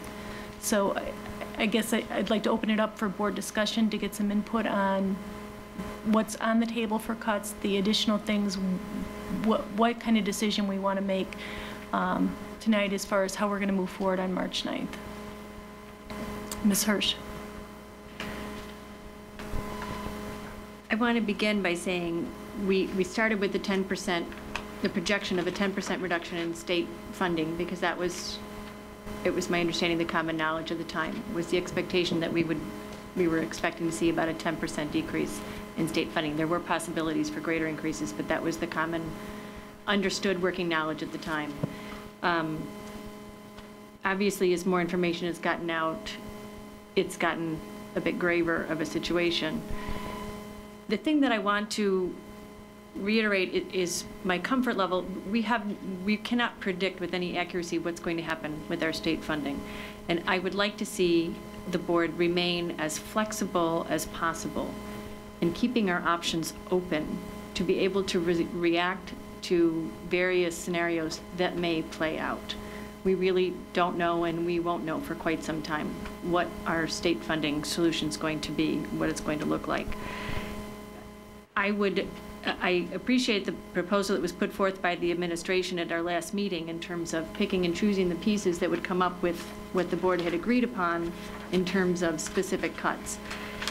Obviously, with the March 9th deadline and having respect for our professional staff and being able to give them some information, some knowledge, some understanding of where we are, I'd really like to see us come up with a two-pronged approach. One is, I'd really like to see us put back on the table and reconsider the new expenditures this year, upcoming year, of the curriculum expenditures. While I agree that we want to keep our students moving forward, this is something that, if I added up correctly, it's about $850,000, I believe that was in the last presentation, that are monies that we could decide to spend at the summer. We could have to delay the implementation a year, but in terms of delivery of the existing services that we have, I think that does not necessarily involve staff. It could be something that we do get a good answer and we come up with some kind of a solution in April or May, and we could still do those implementations. So I would like to reconsider making those purchase decisions, delaying that decision. It might be something that we can implement or we have to delay a year. On the other hand, that's something that we could achieve, close the gap, if you will, if the state doesn't come through with the funding, if we delay those. I misunderstood the class size. I thought the $240,000 in expenditures for the class size for grades 3 through 5 was new head count in order to support our student growth moving forward. I didn't realize those were existing head count. The other thing that our district has done in the past, on a second note, there are some things that have been removed from the list that I would consider adding back into the list that may not be the largest expenditure options in terms of closing the gap, but I do think that the things that we should put on the table. I'll give you an example of the assistant coaches at the high school, the curriculum stipend. I'm not sure, I think I have it right that those have been eliminated from the proposed cuts. We may need to revisit some of the clubs and see if there's a way that we can accomplish that. In O&M, I'm missing the energy management agreement with ComEd for $30,000, and I'm missing the O&M reduction of staff by 1. So there are some pieces that were on our original listing that is there, that's there. Okay, on the one that I'm looking at that's dated 2/9 that comes up with 1.5 million. Oh, I missed them. Sorry, I thought it was a 0. The line items weren't there. My mistake. I do think there are some things, though, that we could reconsider to add back to the list. And then finally, while it's something that I don't want to do, I do think that we should give our staff as much information and notice as possible. And I think a tool that's been used in the past by previous boards is providing notice to staff that there's an opportunity. We have to give them notice that we are not guaranteed to renew them, but it's something that we could call them back at a later point in time when we have a better handle on our budget situation. It's not something that I would want to do, to put somebody in a position where we're saying we don't know that we can keep you, but I do think, given the uncertainty, that it's something that we should consider looking at. Can you just clarify what positions are you speaking to here? I think we need to have a discussion at the board table in terms of what specifically my specific positions that I guess I would have to put out there is, one is the elementary class size, which I don't believe in, but I feel like I'm backed up against the wall. And really, that's where I would stop at this point. I would like to see that, and I would like to see, and the other thing that I want to say in that is that it's something that I would look at as, we've talked at the board table about looking at this in the short term, looking at this, taking this 1 year at a time. And it's something that I would not want a classroom of 26 kids in any of our schools. I think we can offer better services if we can maintain our class sizes at 24. But in terms of a 1 year situation, we can look to say there might be some classes in the district that are going to go up to 26 for a year. And it's something that we could revisit and see if we are in a better financial position, God willing, and we get to a point where we could reinstate the 24. I want to consider this as a 1 year. What I'm recommending that we do is that we postpone the implementation of the curriculum for a year, that we possibly say we're going to have a 1 year window where we are anticipating that we will have, I think if I understand correctly, 4 sections that would be above the 24 limit, and we take it 1 year at a time. Of the new expenditures that were identified, there's 780,000 of those. This evening, you heard from Mrs. Ulrich discussing the 8 FTE certified ELL staff. That's $480,000. Based on next year's enrollment, there was an additional, 0.5 World Language Elementary. If that continued to be a program that remained, the middle school adoption of 185,000, we know that in order to put that in place, that will totally help us restructure our science sequence, beginning with the incoming class of, well, those students that are graduating at the end of next year, the 2011 class. That's going to fundamentally change their sequence and really get us on par with almost all the other high schools in the area that start out with the biology and then move to the physics chem sequence. If we defer the implementation of that adoption, we are pushing that out 2 years. And I think in the spirit, as hard as all of this is for all of us, none of this is easy. In the spirit of trying to maintain some level of continuous improvement, I would want us to take the long view on that, not the short view on that, because we fundamentally affect a whole class by deferring that by 1 additional year. I will say to you that in meeting with PTA board members on Monday, it was great. Karen and I met with about 45, PTA members on Monday and had a great conversation. There are so many people so anxious about this. They wish we could put that in place next year because their students are graduating this year in 8th grade. If I hear anything, Ms. Hirsch, I hear more support for us to be able to resequence that science curriculum starting in, and no one wants to wait a year, but I think we would hear more from our community to say that we're not staying true to the spirit of continuous improvement in order just to make a short-term, again, a Band-Aid for a 1-year a budget adjustment. So I just really kind of want to, again, continue to advocate for, I'll just say, generations of York graduates when we look at that $185,000. I know it means staff, potentially it means staff. I understand that. I think we have a responsibility to our students. It's hard to balance that responsibility to students and staff. That's what's hard sitting up here. How do we balance that responsibility to both of those really important constituencies for us? Mr. Collin. Just 2 things. First of all, even in the face of budget cuts, we have to continue to provide the community with better education for our kids. So I support the additional expenditures for any additional curriculum that improves the quality of education in Elmhurst.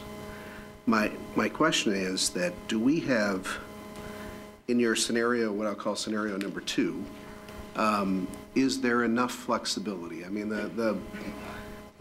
since the last meeting, or really since in the last 4 weeks, the funding situation which you described has become significantly worse, and the possibilities have become significantly worse. Have we provided ourselves enough flexibility in scenario 2? I guess if we had the answer to that question, Mr. Carlquist would give both Ms. Masterton and I a full paid vacation somewhere, and we would bet. Now, I'm not asking if it's going to come true. I'm just saying, I will only say that this option 2 is closer to the midpoint recommendation that we had presented on January 26th. There were 3. One equated to a total of about $3 million. One was about 2.5, or a little over 3, 2.5. And then there was the, the $2,050,000 point.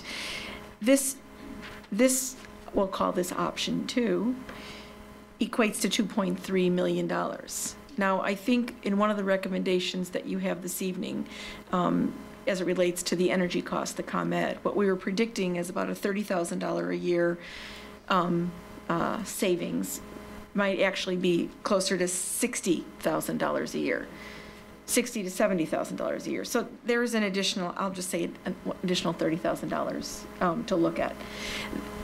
In addition, if we reduce 4 sections at the grades 3 through 5, when we put the 0.5, I need to make eye contact with Dr. Sullivan. When we put the additional 0.5 were a language position on there, that was because there was 4 additional sections that were identified as needing, services. So then there's another $35,000 that's there. Now, while I do believe there's going to be some changes in our sectioning in kindergarten, first and second, because we just had the recent enrollment, and we're seeing maybe more first graders than we had seen in prior years coming in from private, parochial, or whatever. We're getting much closer to the 2.5. Is that a better place to be? It's probably a better place to be. Does it give us the most amount of coverage? It doesn't give us the most amount of coverage. But it is a better position based on what we're hearing than the 2.05. I'm hoping this scenario never occurs, but in case that's not enough, what's our contingency plan? Well, the contingency plan is that we look at one other scenario this evening, and that is we would add another reduction, a substantive one that certainly is one that we've gotten community feedback on both sides of the issue, and that is looking at the world language program. That is the one program where we have discussed looking at the option of creating a tuition-based after-school program for those families that value second language acquisition, as we've heard earlier this evening, of the impact that can make on the life of an individual. We heard that from Ms. Worley in terms of her experience here in the district, then through York, and then through the University of Illinois. It accomplishes the other goal of increasing the instructional time, which we've talked about, and giving our staff, our principals, the flexibility of putting in the block scheduling for the flexible grouping. That equates to about $467,000, or somewhere around $460-something thousand. And that would bring the total expenditure reductions and revenue enhancements to $2.8 million. That's what that would do. Again, this is not easy for me to share this with you. I am just, we are presented with a challenging issue. And to be responsive to Ms. Hirsch's question and to your question, Mr. Collins, there is a point where we, are going to, we could always recall programs. We could always change course later on, whether or not a class size increase is for a year or it's permanent. We will know that on a year-by-year basis based on the revenue stream. If the state shortfalls are more significant next year and we're back at the table and we're looking at another $1.5 to $2 or $3 million in reductions, there may be some of those things where we are re-evaluating our reallocation of our existing resources. It doesn't mean those things won't come back for reconsideration, but it will be at the change in something else.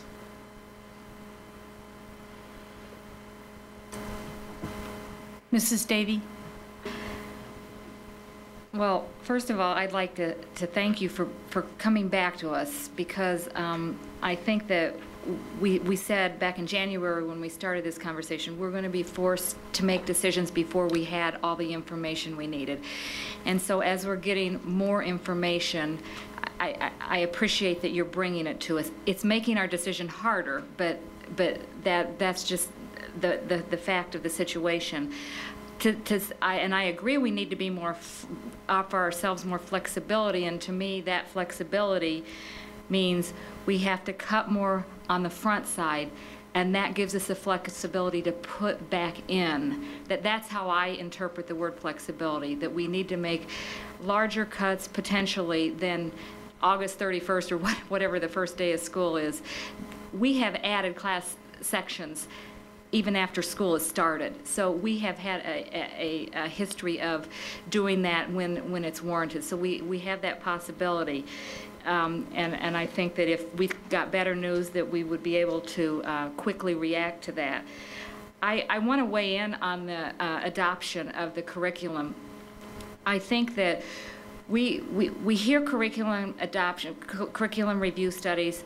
They do very deliberate work. They give us best practice. They make recommendations that are very thoughtful, and they tie them to our strategic plan.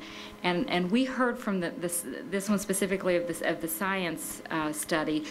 we heard a passion for improving the delivery of our science curriculum in this district, and they told us specifically what needed to be done, and they made a huge commitment of their time. I'm talking about the staff, of doing analysis, of rewriting things, of looking at data, and they have already done miles of work on preparing for the adoption of this new science curriculum. So I feel very strongly. We heard tonight that one of our obligations is to provide a rich curriculum, that we need to make cuts as far away from the delivery of instruction. And to me, this implementation of this science curriculum falls right with that comment. So therefore, I, as one board member, feel it's important that we keep moving forward with what we're doing to try to identify ways to improve our student achievement, and that's what this is all about. That's what all of our decisions should be about.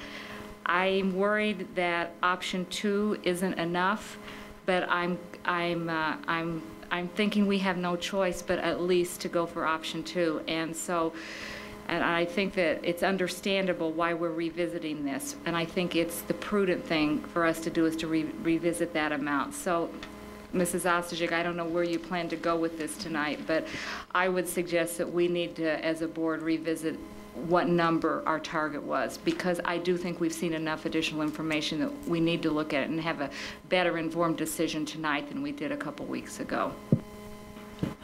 Thank you, and just to respond to that's exactly where I'm hoping that we can go tonight, is we need to understand what our risks are of the decisions we make, and even with where we're going, if we were to increase our cuts to level 2 or even to level 3, Ms. Masterton made a point earlier today saying we're okay for this year, and correct me if I'm wrong, I think what you're saying is we think we won't have to borrow money this year. We're talking about this year where, we had very different numbers that we were looking at.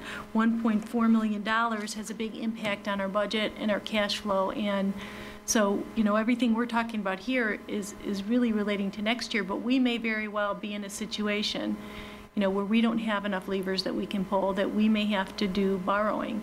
And that's something, again, there's a lot of unknowns here. But what I want to, make sure is we have a good sense coming from the board as far as where we're going to go. And we have to make some decisions on March 9th. We can't start a conversation from scratch. We have to be at a point where we understand where we're going and what we need to do on that date. And, we're making sure the community is aware of it. So that, I think, is what I'm looking for. So your feedback is exactly in line with where we need to be on this conversation. Mrs. Deroni? Last fall, Mr. Collins talked about needing a disaster plan. That if, we knew all of this was bubbling even then. I mean, it's no surprise that the state's in a lot of trouble, but we're really hearing about it now with all these districts having to cut millions and millions of dollars. And at the time I thought, don't talk to me about disaster, but we need a disaster plan now. I think we could be out the whole $8 million for this next fiscal year. I mean, we're trying to hit a moving target, but we really need to be conservative. And as much as we don't want to make these cuts, and I agree with others who have said we absolutely cannot slow back on the curriculum. We're shooting ourselves in the head doing that. Those are our kids. Those are generations of kids who will miss out a whole year. If it was my kid in that class who wasn't going to get the new science curriculum in the proper year, I'd be hopping mad. I'd say, cut something else. Cut those board members' salaries. Go for it. So I really think we have to go forward with the curriculum, and we have to be as conservative as possible. And I think we should look at the third option here. Even that is not a disaster plan. That's just another level of comfort. We're nowhere near a disaster plan. If $8 million is the disaster, plus whatever we don't get this year. So I think we need to consider the bigger number. Can I just clarify a point? I know you've had a couple slides up there. Did we present what was in the third slide? We can Should have provide some- Mr. Smith put that up there. I Okay. verbally indicated what that. I verbally indicated that that would be the elimination of world language in grades 2 through 5, which is $476,000. Again, with the understanding that we would, again, simultaneously begin to explore the ability to provide an after-school tuition-based program, potentially starting earlier than second grade. And what we know about second language acquisition is the earlier it starts, the better. And so potentially making that available to families as early as kindergarten. Again, we would seek to try to provide that, and maybe we could provide something more than only Spanish. And I don't mean that's not a valuable language, because it is valuable, but we could begin to explore that, again, to look to see. The other districts have attempted to do that. Some have been successful with that, but you want to make sure that you bring in an organization that does that well. But again, that would be a tuition-based program, not something that we would provide. One other last question about all of this. Talk to me about the restructuring of health aides. That was on the first discussion a month ago. It appeared with a $0 amount last time, and now it's gone completely. Can you explain what's happening with that, please? Well, let me explain what the zero amount meant. When we tried to summarize, when we attempted to try to summarize where the reductions would be, there were 9 different categories. 1, 2, 3, 4, 5, 6, 7, 8 different categories. And what we tried to reflect on March 9th is how much money was being reduced out of those categories. February 9th, I'm jumping ahead. On February 9th, we tried to reflect how much money was being reduced out of each of those categories.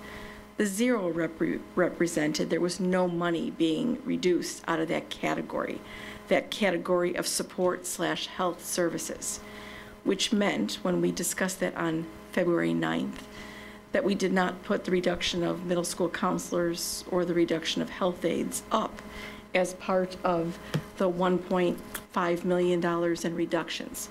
So 0 2 weeks ago meant no reductions coming out of that section of the budget. So that's what the dollars represented. So what you are seeing in level 2 and level 3 is you do not see health and support services back up there. So that is not up there at this moment in time. That's what the zero meant, Mrs. Deroni, and that's why you don't see it here this evening. 0 meant no change to the restructuring of health services. And that is remaining, as well as the counselors, the middle school counselors? Yes, even though that was on the original list of all of the options that we had put together of 2.7, that has not been put back on this list at this time. Correct. Thank you. Before I go, I know that Ms. Hirsch has had her hand up, and Mrs. Davy, you've already had your chance to speak once, so I just want to give the other board members a chance to sound in before we go back again. So Mrs. Conroy. Thank you, Mrs. Osterjic. And I also agree with Mrs. Deroni or Mrs. Davy that I think the second level, or Mrs. Deroni, whoever said that, we need to at least go to the second level. I don't think there's much question about that. I also would not like to see us eliminate the curriculum change. I don't think that's, at this point, something we need to do, and I think it would be counterproductive for our students. Something I would like to see in here, though, is I would like to see an administration salary freeze. I know it's not a huge number. I believe it's $65,000, but go ahead. The administrative salary freeze is more like a $30-something thousand dollar. The $69,000 would represent a freeze of all food service staff, of all of the exempt staff, and all of the administrative staff. So that encompasses all 3 of those groups, just for clarification purposes. Okay.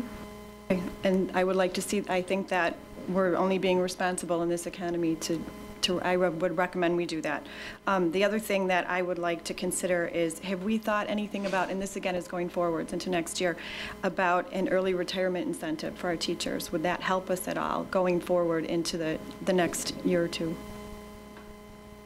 We actually do have an incentive to a certain extent in the 6% category of that, and that's already in there. We can't go higher than that.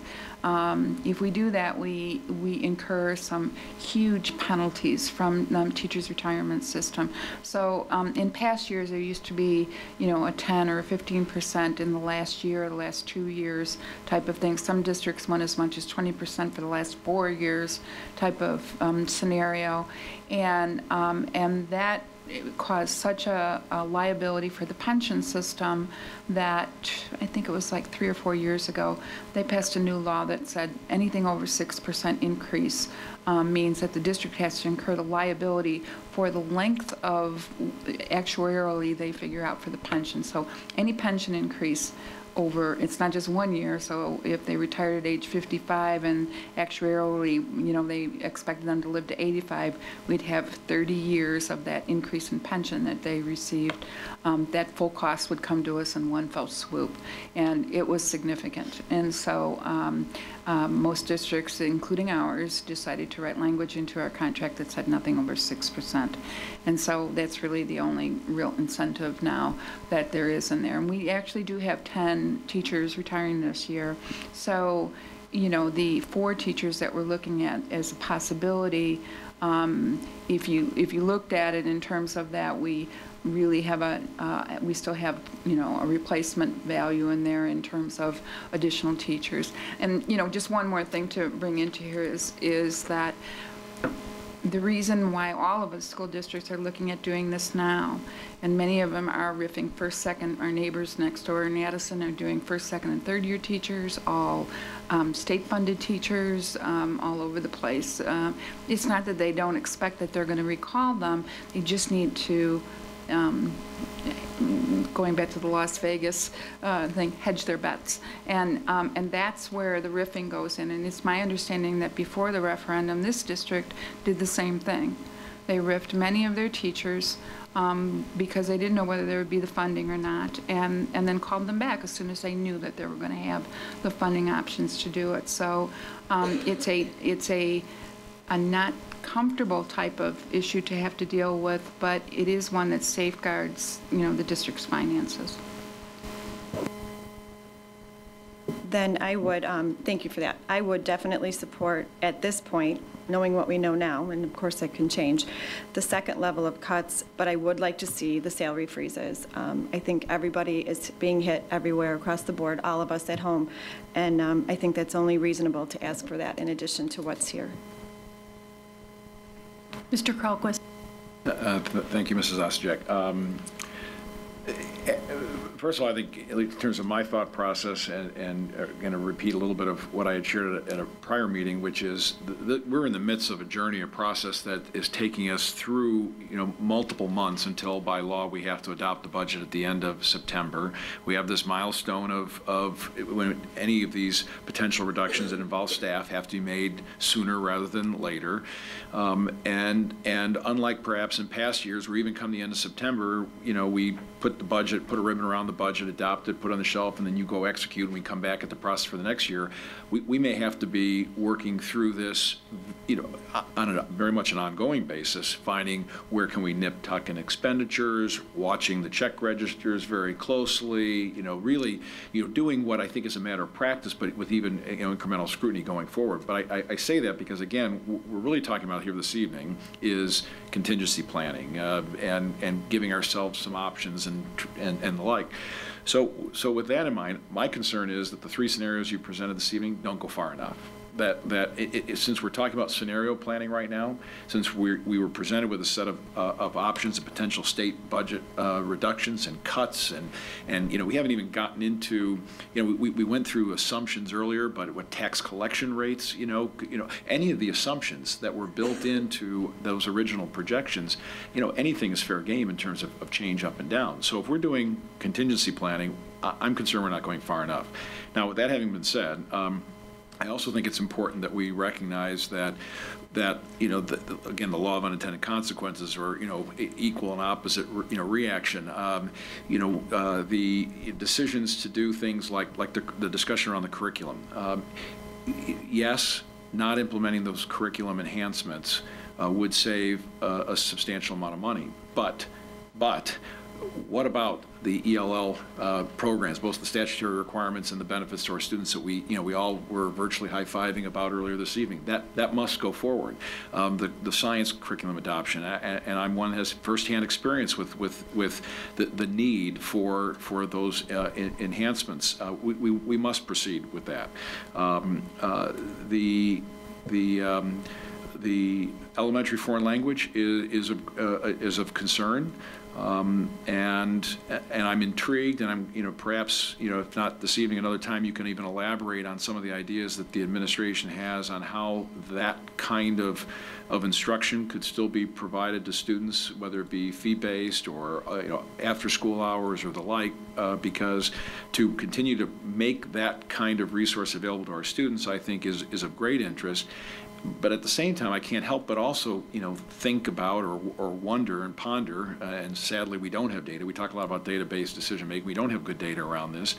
The topic that was referenced in public comment this evening about the cohort program, and Mrs. Dirks-Heidi talked about, why, from her perspective, that program is being put in place. There's a communication that's gone out this evening to parents in the community from the principal about the rationale for that. I wonder what could our elementary schools do with the time in terms of better preparing our students when they reach that level? Now, maybe they wouldn't perform as well in their global languages, but maybe they'd be performing better with their reading and writing, which is what now the cohort program has to tackle. To me, that's the biggest concern, is why are those students at that level needing that kind of remediation, and that isn't being tackled earlier in their education. So that's, again, trade-offs. What I would like to ask about, and another area where I'm both reassured but also concerned, is around this topic of class size. I think it is very reassuring, and I think the district would be living up to the expectations that the community has by making some of those minor adjustments, because we'd be living, as you pointed out, I think the number you said was 22.6 would be the average class size. Well, district-wide, well within the design parameter that we have espoused for some time. But I also think we need to recognize that, there are many other variables that go into effective instruction at the elementary, particularly at the elementary levels. The caliber and the composition of the entire grouping of students, whether it's 22 or 26 or what have you. The skills and the experience of the teacher, for goodness sakes, right? I mean, a first-year teacher, we hire very good teachers. We have very good teachers in the district, but there are some that are extraordinary. And I would bet, and I could name names, extraordinary teachers who could manage, and that I would want my student in their classroom with 26, 28, put 30 in there with that extraordinary teacher.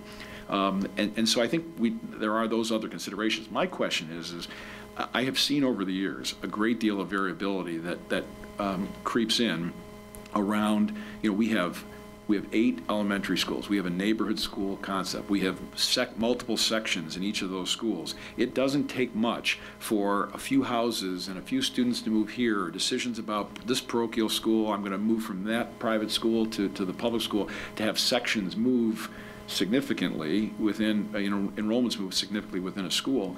My assumption is when you're talking about the 4 head count that reduces the potential 200,000 savings and 240,000 for next year, those, I'm assuming you're looking at sections that are on the bubble today, or is that a planning parameter based on total?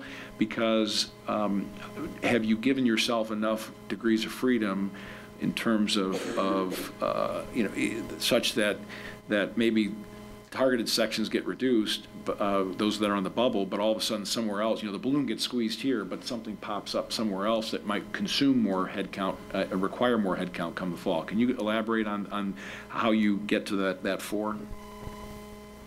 We get to the 4 by looking at, again, 26 is a class size, and so we would look at classes that are if they're at 53 or 54, that would qualify for 3 sections as opposed to 2.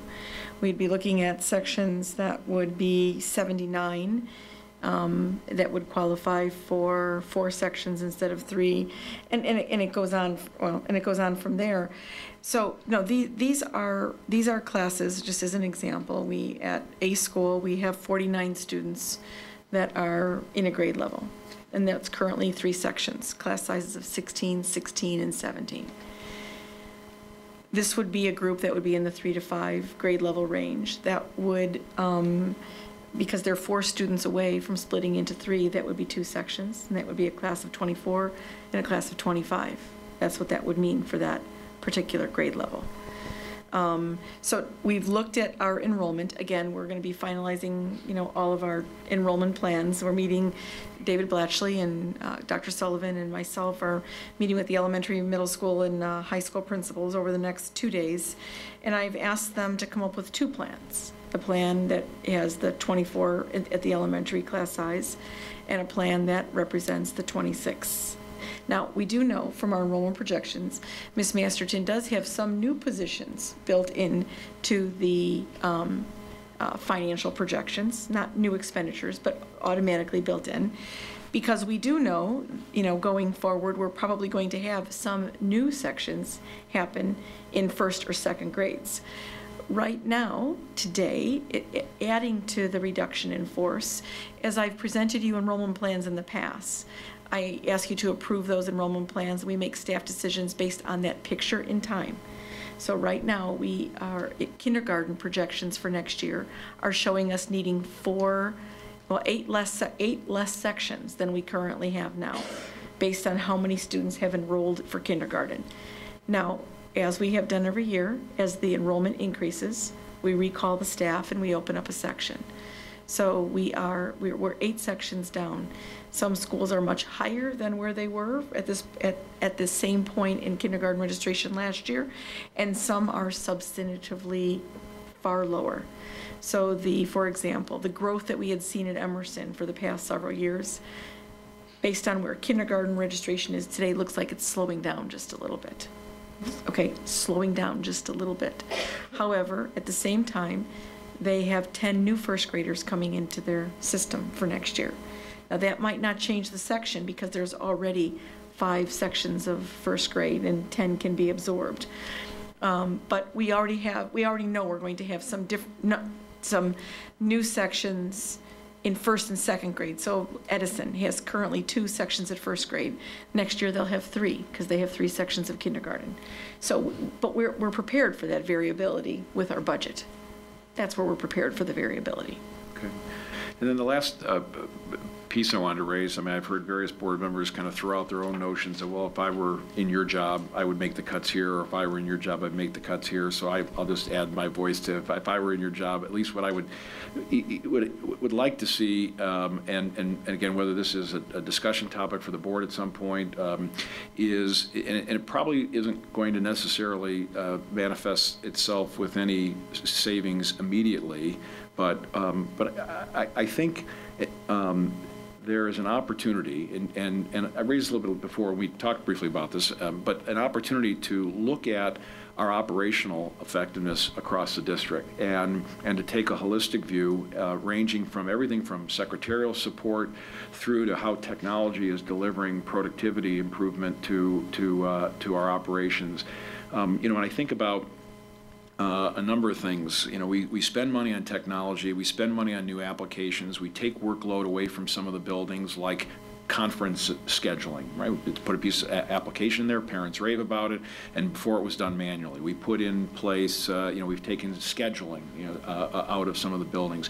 When work is eliminated or work is done in a different way, how do we go back and systematically look at how the resources are allocated that need to do either the new work or could or should stop or reprioritize the work that was done in the past.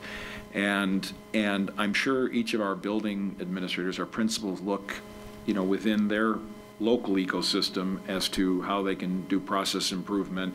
But I think that I would suspect, and our district is probably not different than any other large organization, that if we were to, launch some work streams that would look at workflow, that would get down to itemization of job role, responsibilities, and tasks, and a holistic assessment of, again, priorities around those tasks, might there be an opportunity to take, big chunks, of cost out of our operation. Now, I also know, and part of what precipitated some of these thoughts was, again, reading the terrific input from the public, from the community, and even the health aides themselves in their case about why their job shouldn't be eliminated, went through in excruciating detail, and it was very interesting reading about the things that they're doing or being asked to do or are expected to do, which were very secretarial, admin support, not about delivering health services to students in a big part of what they do, which kind of raised a question that said, what is it that we want of those resources to be doing? So again, this is probably another discussion for another time, or some work that belongs rightfully in your domain. But I think it's important to look at this. I mean, again, the public input. There are a lot of comments saying, do we really need, assistant superintendents, administrators? Well, I think it's naive to think that we can run a $100 million operation without leadership. But within the organization, I think it would be naive of us as leaders to say that we need to be running the organization in the same way that we have year after year after year without looking at it critically. So however that gets addressed, whether another discussion or something that you could tackle, I'd be interested, you can react to it, but that's an area that I also think we should be digging into. I'm going to go to Ms. Hirsch first, and then Mrs. I think I forgot the 3 things I was going to ask, so I'll come up with the current things that are on my mind. One, I also support the salary freezes. I think in this economy, everybody has had a salary freeze or reduction or loss of job, and I think it's something that we're just going to have to accept, that this is the economy that we're in. So I as well support that. 2, did we get no new ideas from the 500 pieces of input in terms of either budget reductions or new revenue sources? Because I don't see anything new on our list. What we saw new, and we presented that the last time, had to do with revenue enhancements, and that we saw we saw a significant number of people indicated that they'd be willing to pay for additional services, whether that is a fee for participation. So we did see support for that, the support for additional fees. And that was reflected in the revenue enhancements the last time that we had added some things. We added a fee for participation in extracurricular clubs, and we saw some recommended increases to band, orchestra, and choir at the elementary and middle schools. So we saw that.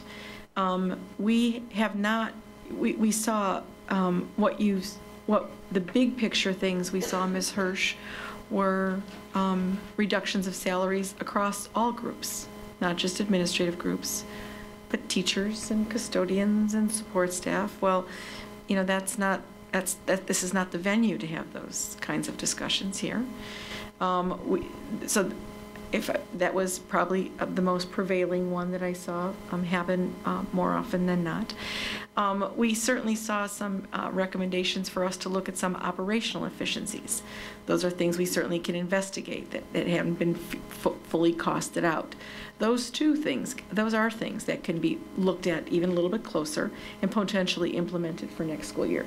We saw things like, reduce the temperature even further into classrooms, and what energy savings would that have? Well, I can't capture that in a real cost at this point in time. So a lot of nothing has gotten lost in those recommendations. We also looked at some of the feasibility of some of the, recommendations. Some recommendations were, ranging from have one principal cover 3 schools. Well, we don't we looked at that. We're not going to bring something that we don't think is necessarily feasible. We understand our legal responsibility for teacher evaluation, instructional leadership, and all of those kinds of things. So if we didn't view them as immediately feasible, Ms. Hirsch, we did not further put them on the list. It doesn't mean anything got lost.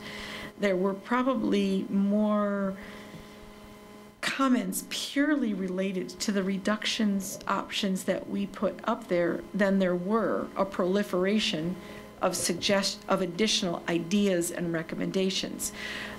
We've heard, again, and Mrs. Deroney addressed this earlier, sell the building. Well, that doesn't solve the issue, doesn't solve this issue at all. It's a mortgage. We'd have to pay back the mortgage. We'd still have the same dilemma, and we'd still be, expending funds.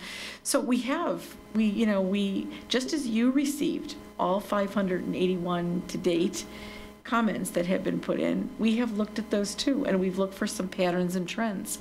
And I think in one of the documents that I created for all of you earlier is that we tried to identify what some of those patterns and trends were.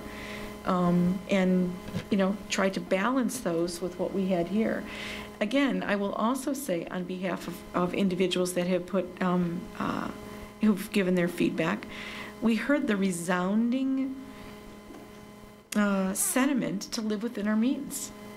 And, that is, and we also heard individuals say they know these are tough decisions that you're going to be making. They know they're hard, but they are looking for you to make good fiscal decisions as it relates to the fiscal health of this organization.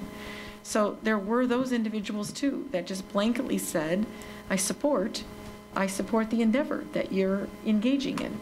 Not having enough information to weigh in on every single one of these options, but we saw that.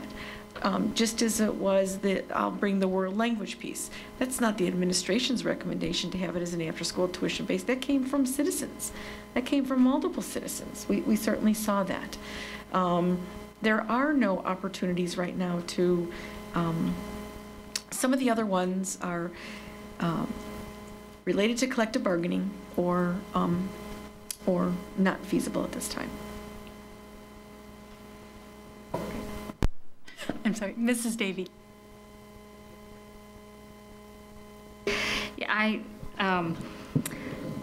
just want to reiterate that one of the ones that we read frequently was freeze all salaries, and I relate that to saying freeze administrative salaries. We can't freeze salaries of most of our employees because they're covered by a collective bargaining agreement. So it seems punitive to me to just freeze salaries of some of the individuals in our district, the exempt staff, the cafeteria workers, the administrative staff. So to me, that becomes punitive because we aren't able to do things across the board. So you're going to be coming back to us March 9th, and I know you're going to consider all the comments. So I just wanted to weigh in on my feeling that one is off balance because we can't do anything totally across the boards. I would also like to ask you, when you're coming back to us, to look at the lens of the levels of our schools that these recommendations are impacting, and the new ones that you've put on affect our elementary levels. On our original list, we saw more that related to the high school level. We saw more reduction. It was only, I think, a delta of 2, but still there were some more considerations to spread this out across the district. And I think I would like for you to at least consider that when we have a discussion further on the 9th. It could be, Mrs. Davy, that after the enrollment meetings that we will see that there's maybe additional changes in personnel. If there are schools that have a declining enrollment, if there's a shift in personnel there for the upcoming school year. Again, we're looking at this budget on a year-by-year basis right now. We're not forecasting 4 years out. So we can certainly take a look at that. I also think that as we go forward with this process next year, which we will be embarking on this process and starting much earlier, that maybe what we do is we outline parameters at the elementary level, at the middle school level, and at the high school level, and we set proportionate reductions at each of those levels. And then let those administrators and staff work to identify how they're going to meet that as an entire group. What is that going to look like? So we can certainly, again, going forward, look at that. Okay, I appreciate that. The March 9th date, it's important because we have to give notification to staff. And as Mr. Carlquist continues to remind us, this budget process is going to continue into September when we have to adopt a final budget. In order to maintain our flexibility for what might happen between now and September 30th or whatever date that budget is finally adopted, it seems to me like the March 9th decisions, the driver needs to be in areas on our lists or things we may not even have seen, I don't know, that are driven by a need to be flexible with our staff, which might possibly mean reduction in staff. So to me, the key things that we need to be talking about for March 9th are those items that have staff implications. Am I correct with that? You are, but you really won't. You won't be doing very much talking on March 9th. On March 9th, you will be talking about the recommendations that are specifically coming forward, and you either will approve the recommendations or not approve the recommendations. It's not one more conversation about what it is that we are seeking to reduce or not reduce, because we will have to have resolutions in place and with action to be taken. Now, again, you have the final say in approving or not approving those recommendations. So I don't mean you won't be talking about them. I'm going to rephrase that just a little bit. But we will not be here deliberating and saying, yeah, I'd like to see this added or this taken away if it relates to personnel. March 9th is too late for that, to add that. Certainly it is not too late for you not to approve a reduction. I will say that when we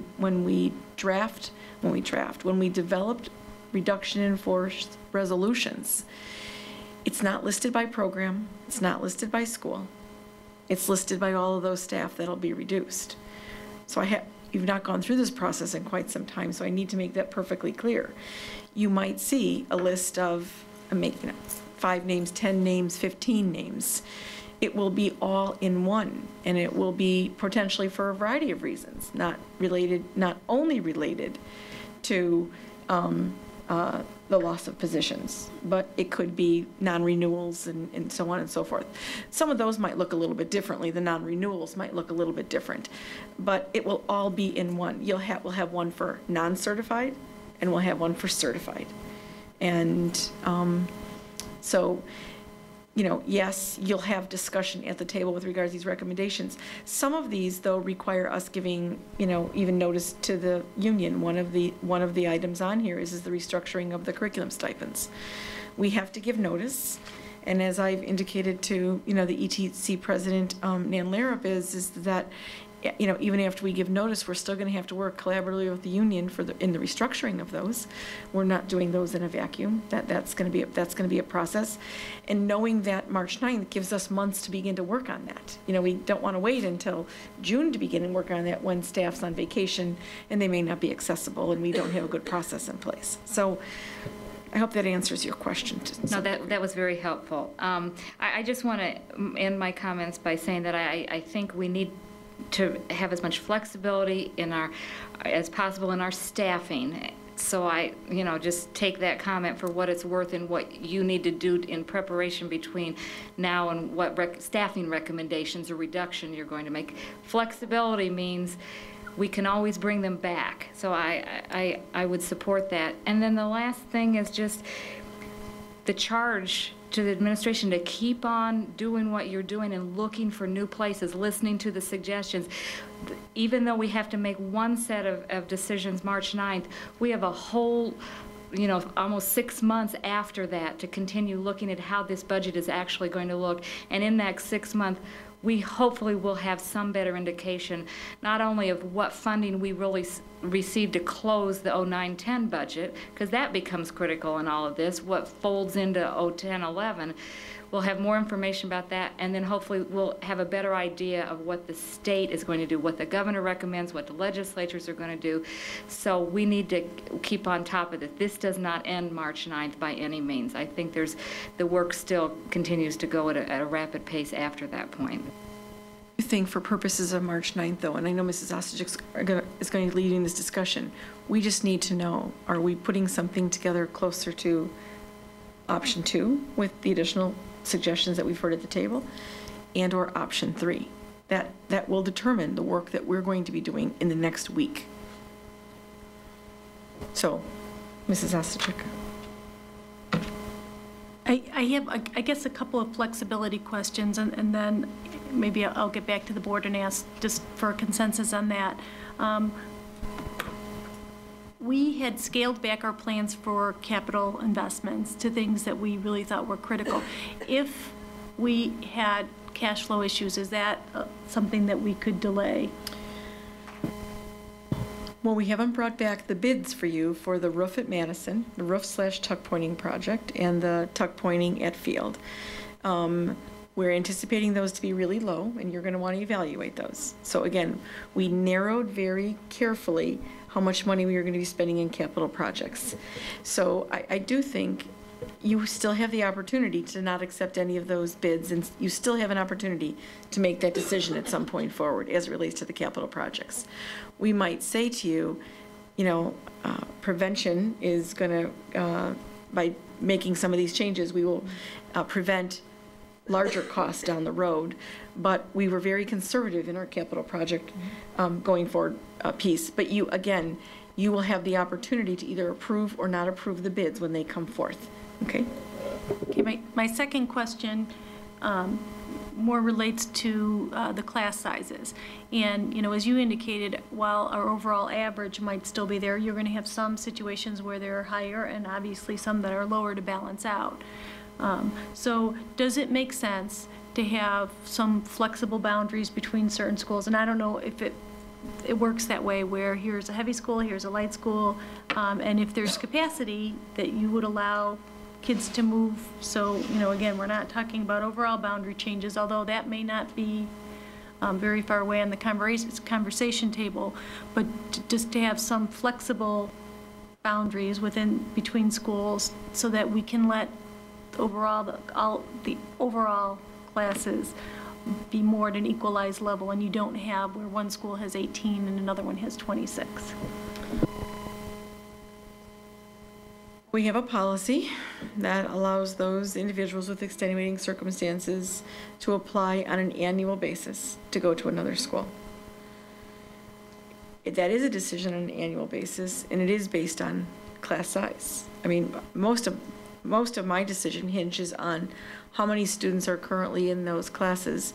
And while the circumstances might be extenuating for a family, that policy was never intended for you to hire an additional teacher. I don't know how to necessarily roll that out, Mrs. Ostojic, in that as I look at some of our class sizes, some of them are very tight at some of the schools. I might not have as much flexibility as you might think. Again, without knowing, you know, I might have 2 kindergarten sections. Let's just use kindergarten. I might have 32 kids in a school registered for kindergarten. Those would be class sizes of 16 and 16. I might have 48 in another school, class sizes of 24 and 24. I don't necessarily know that because kindergarten trickles in at a certain time, I wouldn't be able to tell those families basically until the day before school starts whether I was going to approve that shift to that other school or not. And most families don't want to wait that long. They want to make their plans. I would be very unless we looked at this very carefully for the future, I would not want to put ourselves in a position where I'm speculating that I don't think there's going to be as much kindergarten growth in a school, and then something happens. Something further happens to an economy, or a family changes their decision, or we have a new family move in. Just today, we had a family with 8 children moving in, 5 elementary, 2 middle school, 1 high school. That's 8 kids. That's a huge impact. I don't know what that's going to look like. And just another family called today. Families are going to be moving in with one another. They're buying a house. They're blending families. That we still believe that this economy is going to be such that there are going to be those extenuating circumstances that are going to be with us for the next couple years. You have probably friends in this community or relatives where their children are moving back in with them because either job relocation, loss of job, loss of housing. So I would not be able to say to any family in June, I could guarantee that they could be in that other school because that enrollment looks lower, because I don't know what the summer will bring. That would be my concern, and I would not want to do that to a family or to kids. Okay, thank you for that response. And as we're looking at what should be on the list, I just want to put my 2 cents in. When we're talking about flexibility in staff, I know that at one point this district did RIF those positions that were covered through grants. And when the grant money came, that they replaced them. And what I thought was extremely dangerous about that is if the grant money doesn't come, can you live without these resources for the students? And I think that's a dangerous way to make decisions, that we should be really understanding, again, I said this before, what the impact is of what we put on this list, because we may have to live without it, and we need to make sure that we're willing to follow through on that commitment. So I think we spent a lot of time talking about a lot of these things. I'll go through the board, and I'll just ask for a consensus on the range. Again, we have 3 options that are here, and roll back the clock a month, but there's different information that we have now that, although I think Ms. Masterton was hoping that we'd go with the higher number then from our comfort level and the information that we thought was likely, we made the decision we made. So tonight we need to make a call on what we're asking to be on the table on March 9th, and we've given some additional input on other things that maybe should be on that list. But I guess I'd just like to get a consensus from the board. We're going to take a 5-minute break. Okay, so where we're at in this discussion is I'd like to just go down the table, and we're going to keep this to the point. We've got 3 options.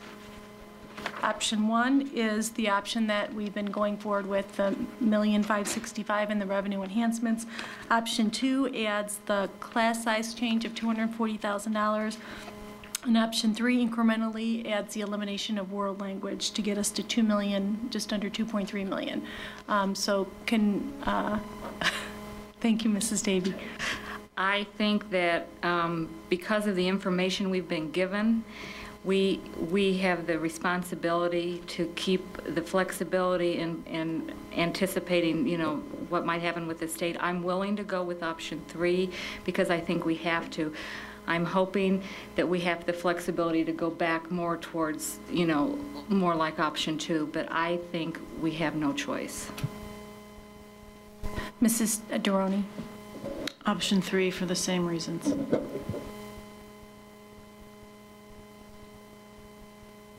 Mr. Collins. My goal, if we had that crystal ball that we wish we had, would be to cut just enough to break even this year. Perhaps we find ourselves in the same situation next year, but what I'm hoping that would do is force us, encourage us, I'll challenge the administration to do so, to adopt a culture of continuous improvement. Constantly looking at ways to do things better, with a better result, to spend less money to get there. And I just fear that we're like any other organization. Unless we have that pressure to do so, it's easy to kind of defer that because that's no easy culture to adopt. So for that reason, I'll take option number 2. Ms. Hirsch? I guess I'll go for option number 2, although I do it reluctantly. I would like to see a couple of line items added back in terms of reductions. The assistant coaches at the high school, the curriculum stipends, I'm not sure if I've got those in there correctly or not. I had trouble mapping this. And then that's it. Mr. Kralquist? First of all, I feel like I answered this already. I said earlier I didn't think from a planning standpoint that option 3 went far enough. So from that standpoint, but on the other hand, not to be difficult, but I'm not quite sure exactly what we're answering. In other words, I mean, this has been a very good discussion. This is a productive, informal kind of give the administration maybe some sense of where the curbs are. But when we say option 2 or option 3, are we saying that's what we want implemented? Is it that we're saying we want the administration to be able to plan for, which I think leave that as an option, which in essence is going to what we're really saying. Let's cards straight up. What we're saying is we're giving the administration direction on what to bring back as far as riffing action, right? I mean, that's it. So and again, since it's a planning exercise at this point, I don't think option 3 goes far enough, but option 3 is all that we have at this point. Unfortunately, I'm going to have to go with 3 also. I kind of agree with Mr. Kralquist. I'm not sure, but I'd like to see us bring whatever we can back if we can, and think positive. Okay, so I'm not sure that my vote matters because we already have a consensus, but my 2 cents would be I think we've done a great job of having well thought out recommendations brought to us, making data-driven decision-making. I think cutting the world language without having some data on what the impact of that is on our students is not the practice that we've applied, and we've seen another example tonight of what great research can do and how it can help you make good decisions. So I'm not inclined to support that portion of it. So I would be leaning towards option 2, and I guess really the direction that we're giving the administration is, we're looking at the magnitude. There's, some additional things that we've put out there for consideration. We're not saying it has to be the specific amount. We ask you to consider some of the additional things that you've heard tonight from the board, but we're more in the option of range at this point of the $2.3 million. Ms. Hirsch. I'd also like to put a request into the administration that we provide some kind of context. The board came out in a public meeting that was pretty well attended and came to a conclusion that we were going to be recommending a budget reduction in January of $2,050,000. And now, then next month in February, we're coming up and saying we're looking at a budget reduction that's a much larger budget reduction. And I think that while we've done our homework, we are working with the best data that we have at the time, I think we need to make sure that, A, we put some context out there, we provide some information and some framework to those that either couldn't stay for the meeting or don't have the opportunity to sit and watch it online. Although I trust the media is going to try to capture this meeting and represent it accurately, I think it's also our responsibility to explain, what the shift has been and what the uncertainty is that the board has communicated. So I think in communicating, I think it's important, A, that we communicate that the board is taking a market change from where we were just a month ago, and B, explaining the unknowns that we're dealing with and the situation that we find ourselves in. And I think it's also important to explain, although I wanted the smaller reduction, explaining the process, since it hasn't been done in several years and we still don't know what our final numbers are going to be, explaining what it means to RIF teachers and what it means to the program. Does this mean that the program is completely limited? We still don't know that. What we're doing is we're giving direction to prepare teachers that there's a possibility, if funding does not come through, that we are not going to be able to continue with the program. I think explaining the decision and the direction that the board is giving to the administration tonight is just as important as the decision that we had to make. Mr. Carlquist. I agree with Ms. Hirsch on this point, both in terms of the communication expectation setting, as well as I'm reiterating the concern I raised earlier, which is, as a board, there's a reason why we have a practice of Robert's rules and motions and public record and minutes and so forth. Is there's some clarity around what it is, what direction we're giving, what decisions we're making, and the like. And I'm concerned that this informality, while I think it is very helpful in terms of board workshop and deliberation, some direction to the administration and the like, it does run the risk of being misunderstood. Because, for example, I'm not sure, you express an interest in terms of the options, and I did, and they were different, but I don't know how different or if that's different at all. Because, for example, I'm not prepared this evening, nor am I being asked to say I'm going to cut elementary foreign language, right? And you're saying I'm picking option 2 because we don't have information about that, or I'm not prepared to make that decision. And we're not different there, but yet this could be misunderstood. And so I would really caution whether whether your comments, Mrs. Hirsch, is the latest responsibility of the administration or the media to set the right expectation. I think it's our responsibility to do that through good, structured governance around, here's a motion, here's what we're deciding. So until there is a decision, there isn't a decision, right? So at least I think this is important to have understood. Okay, I'm going to let Mrs. Davy ask the question, and then I think we've had some great discussion here, but we're going to move on in the agenda. Mrs. Davy. Dr. Krizik, my understanding, I'm tagging along these comments, is that we approved an increased amount, and the amount you've outlined where a possibility of where it could come. Do you see that it could be possible to get to that amount without the reduction of the elementary foreign language program? With other ways, other suggestions, other things that have been thrown out there? The answer is no, unless, my first answer is no. Adding back in things like field trips and reducing clubs and reducing middle school clubs, those things combined don't equal that amount of money. Adding back in reducing the guidance counselors, restructuring health services, don't get to that amount of money. So my answer is no. So by implication, this 2.3 million,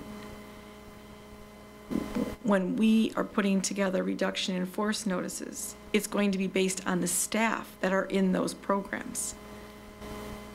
By inference this evening, we are indirectly, without directly, discussing where programmatic changes might be made, with the understanding that if funds come back, we would revisit how to put those back in. But I can't artificially reduce staff, because let's say the funding doesn't come. We have to look at certifications of individuals. So, as an example, if I teach, I'm just going to use this as an elementary Spanish, and my only degree is in teaching Spanish, is there an opportunity of another Spanish vacancy that I can have? Do I have an ELL endorsement? But we have to go through each individual, because that's how serious, that's how methodical the process is. So that's how we're going to be making the reductions based on this scenario. When we look at the class size, obviously the implication is looking at non-tenured staff. As Ms. Masterton said, maybe there aren't as many reductions if the way it falls out with retirements. Maybe, maybe not. We don't know yet, because we're looking for some direction this evening. We have a lot of work ahead of us to get ready, to get you ready to make some decisions on March 9th. But it is looking at the staff associated with those programs. Okay, thank you. And the next item on our agenda is approval of minutes. We have minutes from the January 26th business meeting and the February 9th workshop meeting. Are there any amendments to the minutes as presented? Seeing none, those minutes will stand approved as presented. The next item on our agenda is the superintendent's consent agenda. Are there any items that any board members would like removed? Mrs. Davy? I believe we need to remove the REACH recommendation since we didn't hear that presentation tonight. Thank you. Any other items? I'm going to ask to remove item D also. May I have a motion, please? Mrs. Davy? I move for the approval of the consent agenda, excluding items D and L as presented to us. Is there a second? Seconded by Mr. Collins. We have financial information in here, so we will need a roll call. Mrs. Walsh, can you please call the roll? Mrs. Davy? Yes. Mr. Collins? Yes. Mrs. Ostajic? Yes. Mr. Carlquist? Yes. Mrs. Droney? Yes. Ms. Conroy? Yes. Ms. Hirsch? Yes. 7 ayes, no nays, the motion carries. May I have a motion for items D or L? Ms. Hirsch? I move that the Board of Education authorize the superintendent and/or his designee to prepare the tentative 2010-2011 annual budget for the Board of Education review prior to its adoption no later than September 2010. Is there a second? Seconded by Mrs. Davy. Any board discussion? Okay, Ms. Hirsch. Thank you for laying out the timeline for us. I do think that we did get a lot of feedback during last year's budget process in terms of the form of the information that's provided, as well as the accessibility of the information. I honestly saw this tonight. I didn't get time to go back and review from last summer the comments and the feedback that we did receive, but I'm going to trust that this year's budget process is going to be look markedly different in terms of the accessibility and readability of the budget.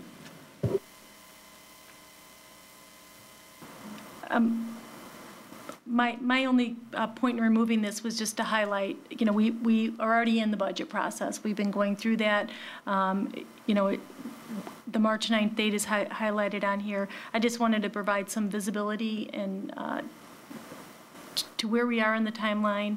And again, I think Mr. Carlquist had referred earlier, you know, this is going to go through September. I think having discussions on an ongoing basis, you know, we'll get it a little bit earlier than we did last year. And as we get additional information, you know, again, March 9th is the decision point for personnel. Hopefully we'll get some better news than we're hearing now from the state, but we might have a lot of additional conversations on, you know, what else we can do, even though we don't know what else we can do. So to Mr. Carlquist's point, you know, if this isn't deep enough, and again, you know, we're talking about the $2.3 million. If this isn't deep enough, we will likely be in a borrowing position, which is not anything that, you know, as a board, we've all been pretty consistent about that. But I think there's just too many variabilities here, and we don't know enough information, and the landscape is changing. So that was my comment. So this is not a money vote, so I will ask for a voice vote. All board members in favor of this motion, please say aye. Aye. Those opposed? The motion carries. We have item L. May I have a motion, please? D? Oh, I'm sorry. It's D, right. Okay. I'm sorry. It's late. I'm tired. Okay, we're moving on to... Sorry.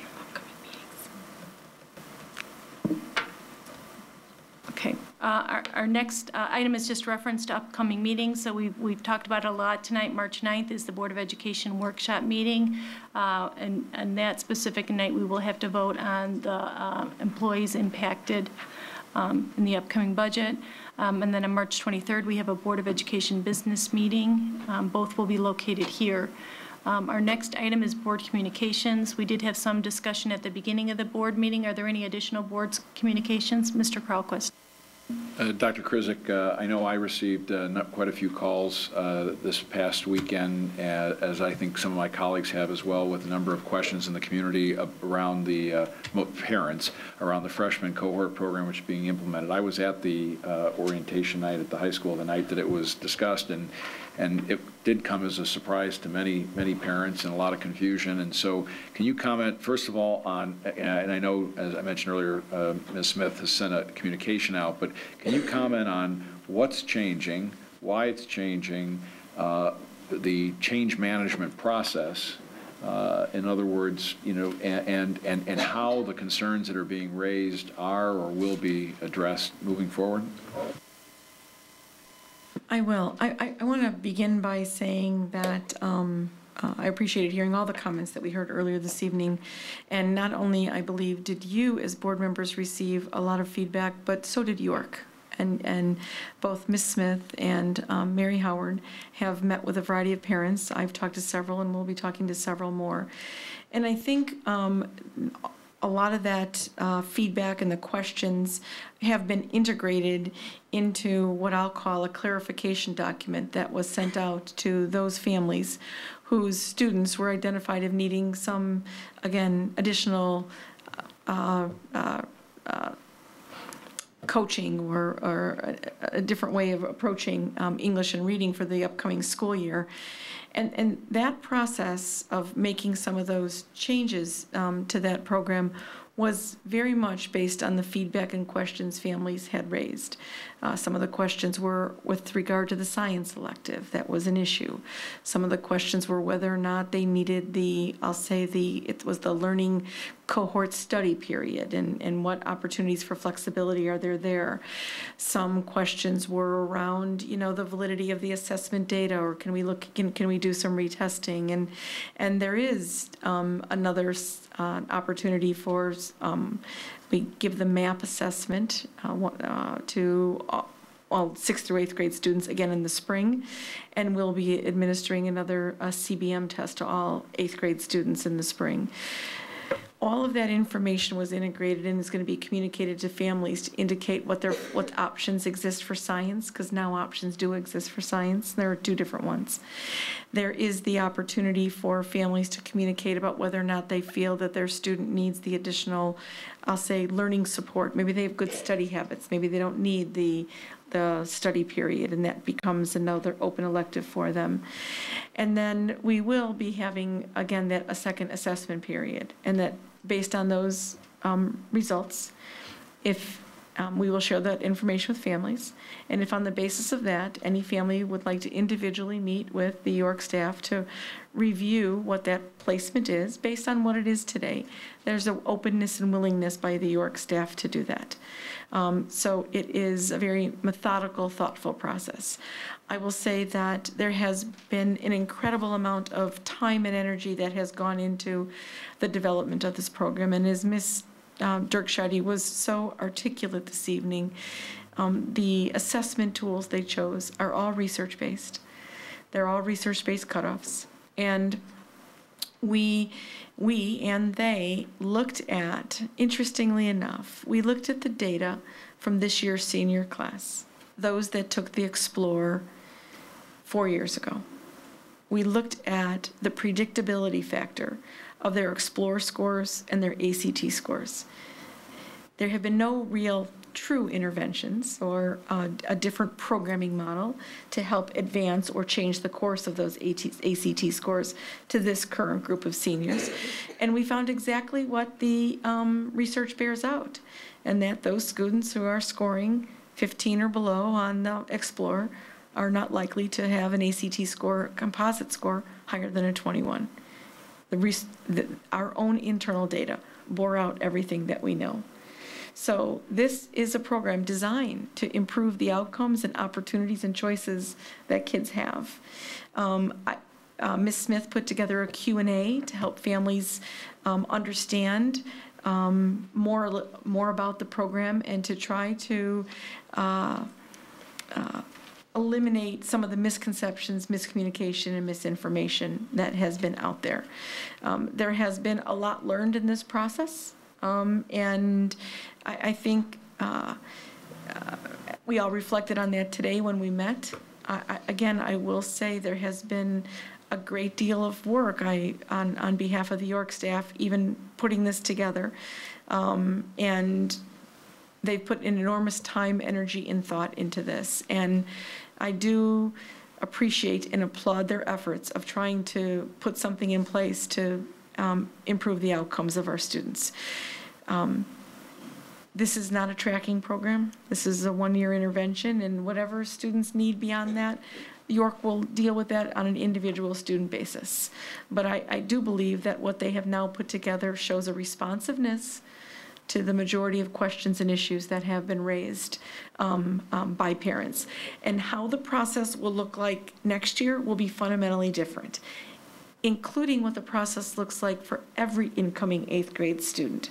So the long-standing practice of everybody being in a gym and getting their folder with their assignments, regardless if you are needing a additional reading class, or how many honors classes you have.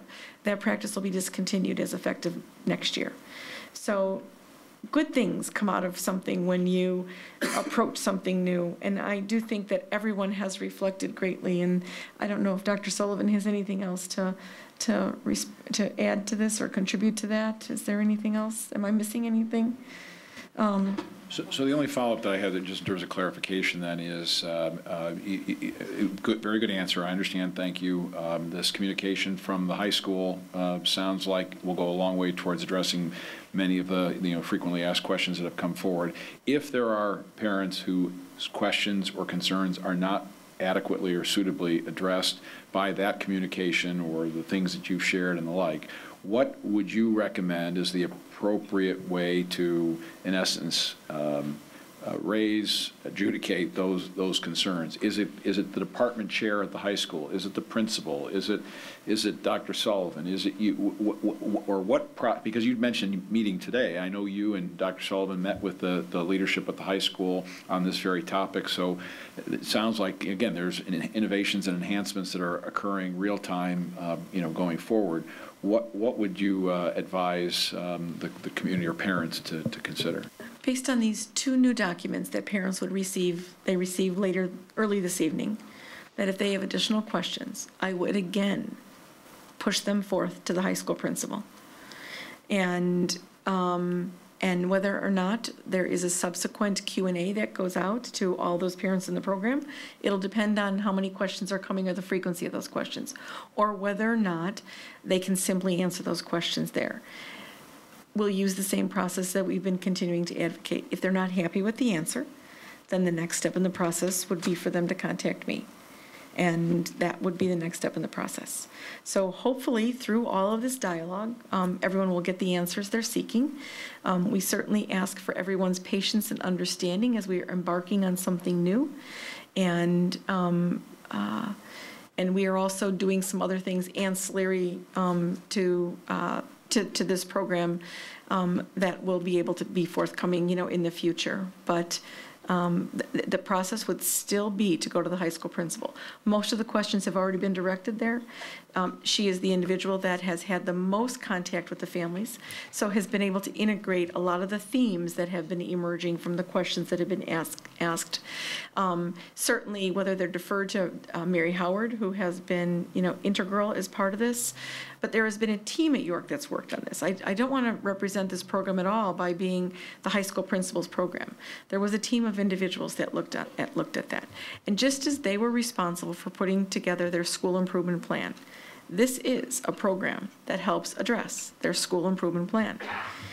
So when the elementary schools develop their school improvement plans, they are developing them with their staff at their school level. When the middle schools put together their school improvement plans, they as a team are developing their school improvement plans at their school level. And every school's school improvement plan looks a little different, because their needs are different and their profile is different.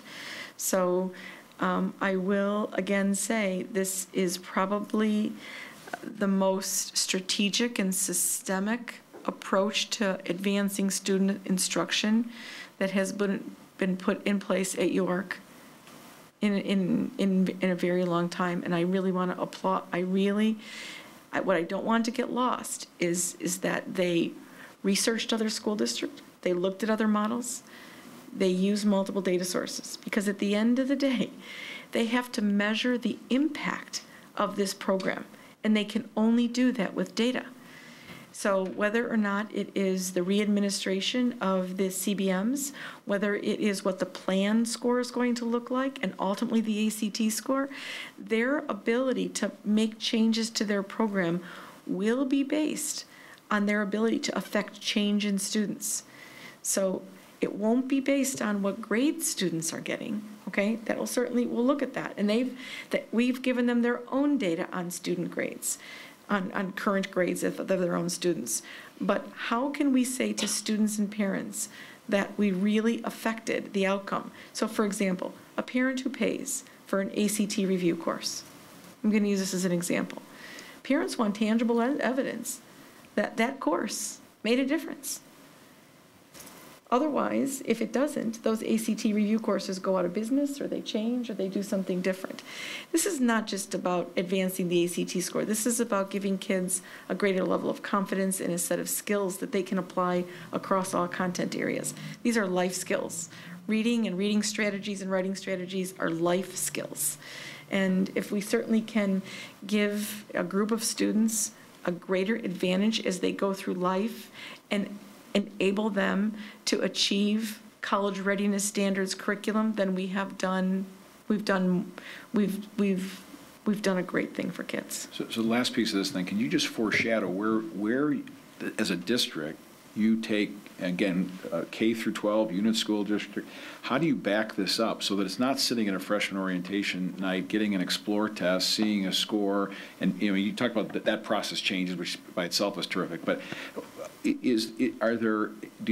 does at the middle school, how do you back it up to the middle school? Is there more of a focus, improved communication between school and parents around the diagnostic tools that are being used, so that there again is understanding as opposed to kind of maybe the shock factor? I wish Mrs. Dirkscheide was still here. I'm giving her credit for a lot of things this evening. I like that she said the ISAT gives parents a false sense of security. It's not aligned to college readiness standards. There's no predictability from the ISAT to the PSAE. We always wonder, how come our ISAT scores are like this at the middle school and how come our PSAE scores are here? There's no alignment there. There is alignment with the Explore data and with the MAP data. So in spite of what you heard this evening about not feeling there is value in MAP, there is a great deal of value in MAP as it relates to curriculum development, curriculum changes, as it relates to greater levels of alignment. Parents should not be hearing for the first time at the middle of 8th grade that there are that we have some concerns about their ability to be successful in achieving college readiness standard coursework. That should not be the first time. So we need to better optimize the assessments we have in place, and in spite of the fact that some believe we have too many assessments, we have too many assessments if we're not using them to make instructional change.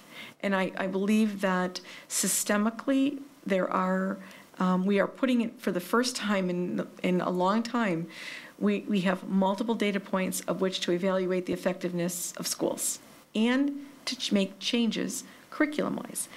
I think you look at the science study as a great example of trying to use some data to say we need to change our science curriculum.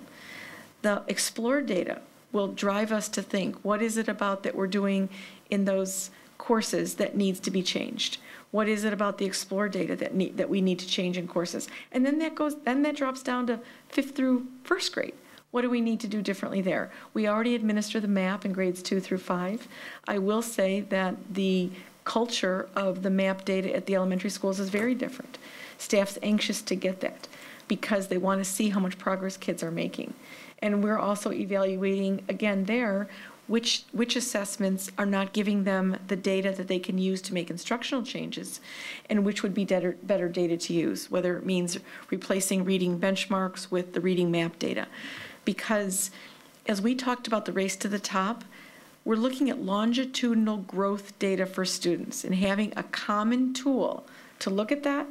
So as a student of District 205, from 2nd grade through 8th grade, parents, we're going to be able to see longitudinally how much growth kids made from year to year. The map will give us that growth data.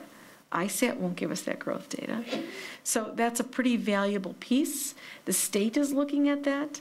And that will most likely be legislated, or it will be part of the implementation of Race to the Top. So I actually feel for the first time we're being proactive, because what Chris Cook said is the assessments are most likely going to be taking an online format in the future, and we're having a lot of experience with having our kids taking online tests. MAP is online. The Ames Web is online. The reading test, the reading assessments in our literacy program in the elementary are online. So we're giving our kids, I think, a greater advantage that some school districts may not have. Last but not least, I don't want to go on too long. We had Lake Forest come and meet with all of us a couple months ago. And what they said is, as a school district, they have shifted away from publicly discussing their ISAT data to discussing their MAP data.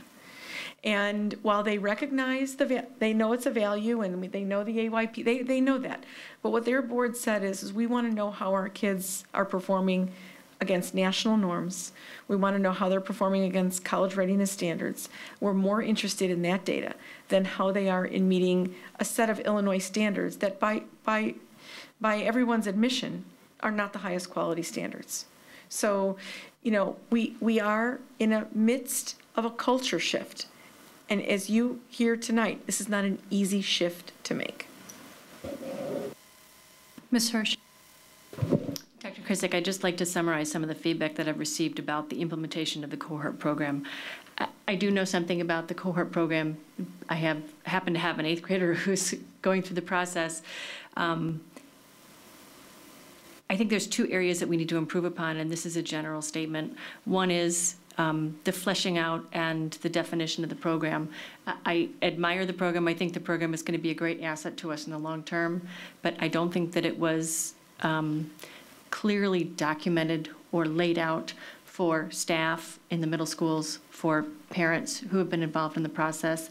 And I don't know about the high school counselors, but they have not been involved in the process. And the second concern that I have is, and I'll go back to, with a program as important as this, and that has a great potential to really improve our students' reading abilities and their ability to perform at York and beyond, I think, given the importance of the program, we should have those things all buttoned up before it's implemented. And second, the piece of feedback that I've received consistently is the lack of parental involvement, either education about or information about the program, involvement in the process of selection for the program. And I do think it was a huge shock. And I think that that's shame on us, that our parents don't have, we've got kids who were on the honor roll, A's and B's all through middle school, and all of a sudden my student, I'm told, needs this program, and because we didn't provide complete definition and explanation of the program, it's been viewed as a remedial program or given some kind of label, when in fact that's not what we're trying to accomplish. So I think it's a great program. I think long-term it's the right thing to do, but I think we still have lessons that we need to take away, that we still need to improve our definition and description of programs as we try to implement them, and that we still need to continue to take into account parents' thoughts, considerations, their knowledge of how their student acts, and as well, the other piece is the middle school staff. It's clear in this particular implementation, we did not have either buy-in or a complete understanding of the process of what was going to happen. And those are 3 areas. Again, I fully support the cohort program at York. I think it's going to be great for our students. I think in the long term, I applaud York for going out and doing the research and finding something that is going to help our students. We just need to tighten up our implementation of a new implementation. It's a very difficult time for parents when they're sending their kids off to high school. You know, as I explained, you spend a lot of time on those class discussions on where you're going to be, and those parents have signed those forms for years. So it's, again, something we just need to tighten up on. I do want to say a couple of things. One is we've certainly learned a lot in the communication piece. So, you know, that is, we debriefed about that, we talked about that. I will say, I do need to clear up something. There were counselors at the high school involved. Julie Feldkamp and Rob Wagner were part of the core team at York that were part of that. Rob is the assistant principal for student services, and Julie Feldkamp is the head of guidance. So I want to clear up that while maybe not every counselor was part of the design and development of this program, there were counselors that were part of the research and the discussion. Diana Smith put together a good team at the high school. So I want to clear that piece up, that there was no involvement there. You know, with anything new, York made a concerted effort to go to each of the middle schools and communicate what this program was. I don't know that it was completely processed or understood at the time it was being communicated, but Diana made sure that she went with some of her staff and met with all of the middle schools and said, do you have any questions? Do you have any questions? And there was an opportunity to set up that communication between the middle school and the high school. So I do want to say that they did put that piece in place. I will say it isn't just York's, this is not just a York issue. This is how we communicate information that we have on students to all of our families. This speaks to us as a District 205. And this speaks the importance of our ability to help parents understand what these assessments mean. Not just to send them home. Parents don't understand them. So this is not, you know, this isn't York. This is middle schools having to take responsibility for looking at the data that's generated and being able to understand it, use it, and explain it to both students and parents. Now, we too talked earlier this week about expanding our website to try to make even more information accessible to parents as well as teachers as it relates to the assessments that we currently have. But this is a systemic issue, Ms. Hirsch. And I think what's been unfair is that we're relegating this to York, and that we're somehow pitting systems or levels within the school district against each other, and that would be unfair. It would be unfair. It would be unfair to the students. It would be unfair to the staff. And again, not discounting that we could always improve communication, and already there has been such reflection about how different this will look in the future. It will look very different in the future. And so that lesson hasn't gotten lost. I don't think anyone will stand up and say it was the most perfect launch or the most perfect release of this information, because there was a lot of questions and potentially some confusion. Maybe there were some things that occurred that were completely unanticipated. And as much as they tried to anticipate as much, not everything was anticipated. I can't necessarily fault them for that or blame them for that. What I give them credit for is reacting to what happened subsequent to their announcing and sharing of the program. They did not refuse to talk to anybody. They didn't shut down. They have continued to listen to parents and try to integrate. And without negotiating with individual parents, I think what they wanted to do was collect enough information before they made any substantive changes. And those changes are reflected in the communication that went out to parents early this evening. Mr. Collins. I'd just like to ask Dr. Krizik and Dr. Sullivan, what assessments that we don't presently use are available to us or should be used? Should we use them? And what interventions should we be implementing early on in one of our students' middle school careers, so that by the time they get to that end of that first semester in 8th grade, that they are on the path to meet those college readiness standards? Well, we talked a little bit about that again today, and I think we're also meeting with the middle school. I think there are some other things we don't systematically do. our CBM assessments at the middle school is something that we could really look at. We had some discussion today about, what we could do with the Explore in terms of backward mapping. We would have to investigate that. There are some districts who are doing Explore earlier, as well as in 8th grade. But we'd want to look at that, right?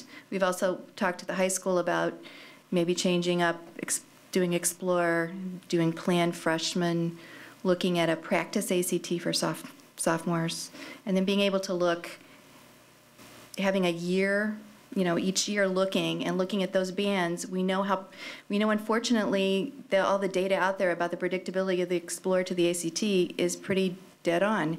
Districts that we know that have done the research have found that. When we looked at ours, it looked pretty dead on.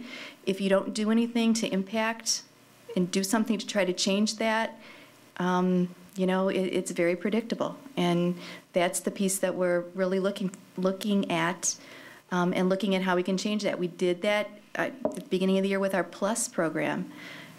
From my cabinet reports, you probably saw we talked about moving away from a program that was focused on organization, kind of study skills, to one that was focused on reading intervention.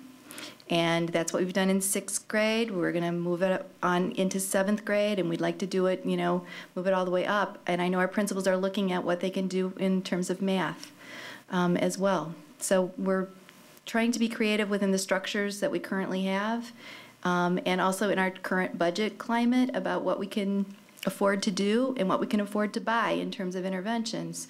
But I think we have to be more systematic and looking at data, especially at the middle school level, so that we're putting some things in place so that we're the ones at the middle school level giving York the data and knowing specifically which kids still might need some extra help. That sounds like a good plan in concept to me. How long do you think it'll take to implement that? Well, York was very receptive today to re-looking at their assessment sequence at the high school. So that was one piece. So I think that can be a next year implementation. We discussed at a cabinet level, and we'll discuss with all of the administrators, of having a data retreat this summer, 2 days here, not going anywhere, to be able to better mine the information and better understand the information and its implications. We'd certainly, without having a person on staff to guide us through this, we'd want to use some people that have had some really good experience with going through data retreats on MAP and with Explore, as well as even with AIMSweb, and take our principals through that process. I think we also, as we meet with the middle school principals tomorrow, we do want to discuss the concept of the CBM in reading and the implementation for that, as well as look at the frequency of MAP implementation. Even though we know there might be a little bit additional cost to doing MAP 3 times a year. Same cost, isn't it? Oh, same cost. Oh, thank you. Same cost. But how can we use the information more timely? And then we could have 2 data points for next year's incoming freshmen. We'd have a fall map, a fall CBM reading, a winter map, a winter CBM reading, as well as the Explore. And that would probably give a very solid picture to families and make the process. So I think next year is some implementation. I think it's going to take a lot of work at the school level to begin to use the data to make instructional decisions. Now, our goal is how do we give the staff time to have those conversations? That's another piece to that. And so how do we optimize that collaboration time, and how do we make that meaningful? Dr. Sullivan has put together what I think is an outstanding Institute Day on March 1st, using really the best practices of professional development. We have someone coming in who's doing an overview of assessment. Then we're breaking up into small groups. Then there's a presentation, and so they're using it. It's not just listening. It's talking, and then there will be some follow-up activities. So we're really even changing the way we're doing professional development here in this district as it relates to using information that we're getting. So you hear something, then you work in a small group, and you discuss it, and then you hear another piece, and then you work in a small group. And so it makes it more meaningful than just the talk at you kind of presentations that we're doing. And then with the expectations for follow-up at the building level. So we are getting closer. Okay, I just have one additional board discussion item. We're all aware that we've had a lot of conversation about this. The impact of the state and their fiscal condition upon our budget is really critical. And I guess I just would recommend that all board members get their pens out, get a letter out to your legislators, get one out to the governor, and I would strongly encourage that we try to assist the community in getting that same kind of motivation behind them. It may not have a difference, but if we don't put our voice out there, we will absolutely have no impact. So I guess I'm strongly encouraging this board table. And Dr. Krizik, if there's information that we could put up to make it easier if our community didn't know exactly who they should communicate with, is there something we could do with that? As a follow-up to the community letter that we sent out in December, we're going to send out another community letter this week. It might not be tomorrow, it might be on Thursday, giving everyone a little bit of an update about where we are in the budget process, as well as what we've learned from the state, as well as directing them to share their ideas and voice with not only their state representatives and state senators, but Governor Quinn, as well as Speaker Mike Madigan. We will put a communication on our website, as well as send out an alert now that will give them all of the contact information for them to send their letters. We'll also share with them, maybe not everybody knows and understands, that citizens have up until, I think, March 10th to communicate their information. I think we want to make sure they also understand that whatever they write could be posted, so they want to, I want to make sure that parents who write know that their names might be out there permanently, so you want to be very thoughtful in how you communicate to the governor what you think should or should not be done at the state level, because I think they'll be posting everything that they receive. So we'll share all of that, and we'll get that out Thursday or Friday of this week. So that we'll communicate that, because I don't know that has been a media message that has been clearly communicated to the citizens of this state. Okay, thank you. And with that, I will accept a motion to adjourn. So moved by Mrs. Conroy, seconded by Mr. Kralquist. All in favor? Those opposed? This meeting is adjourned. Thank you very much to everybody who stayed to the end, and people that are observing in other ways.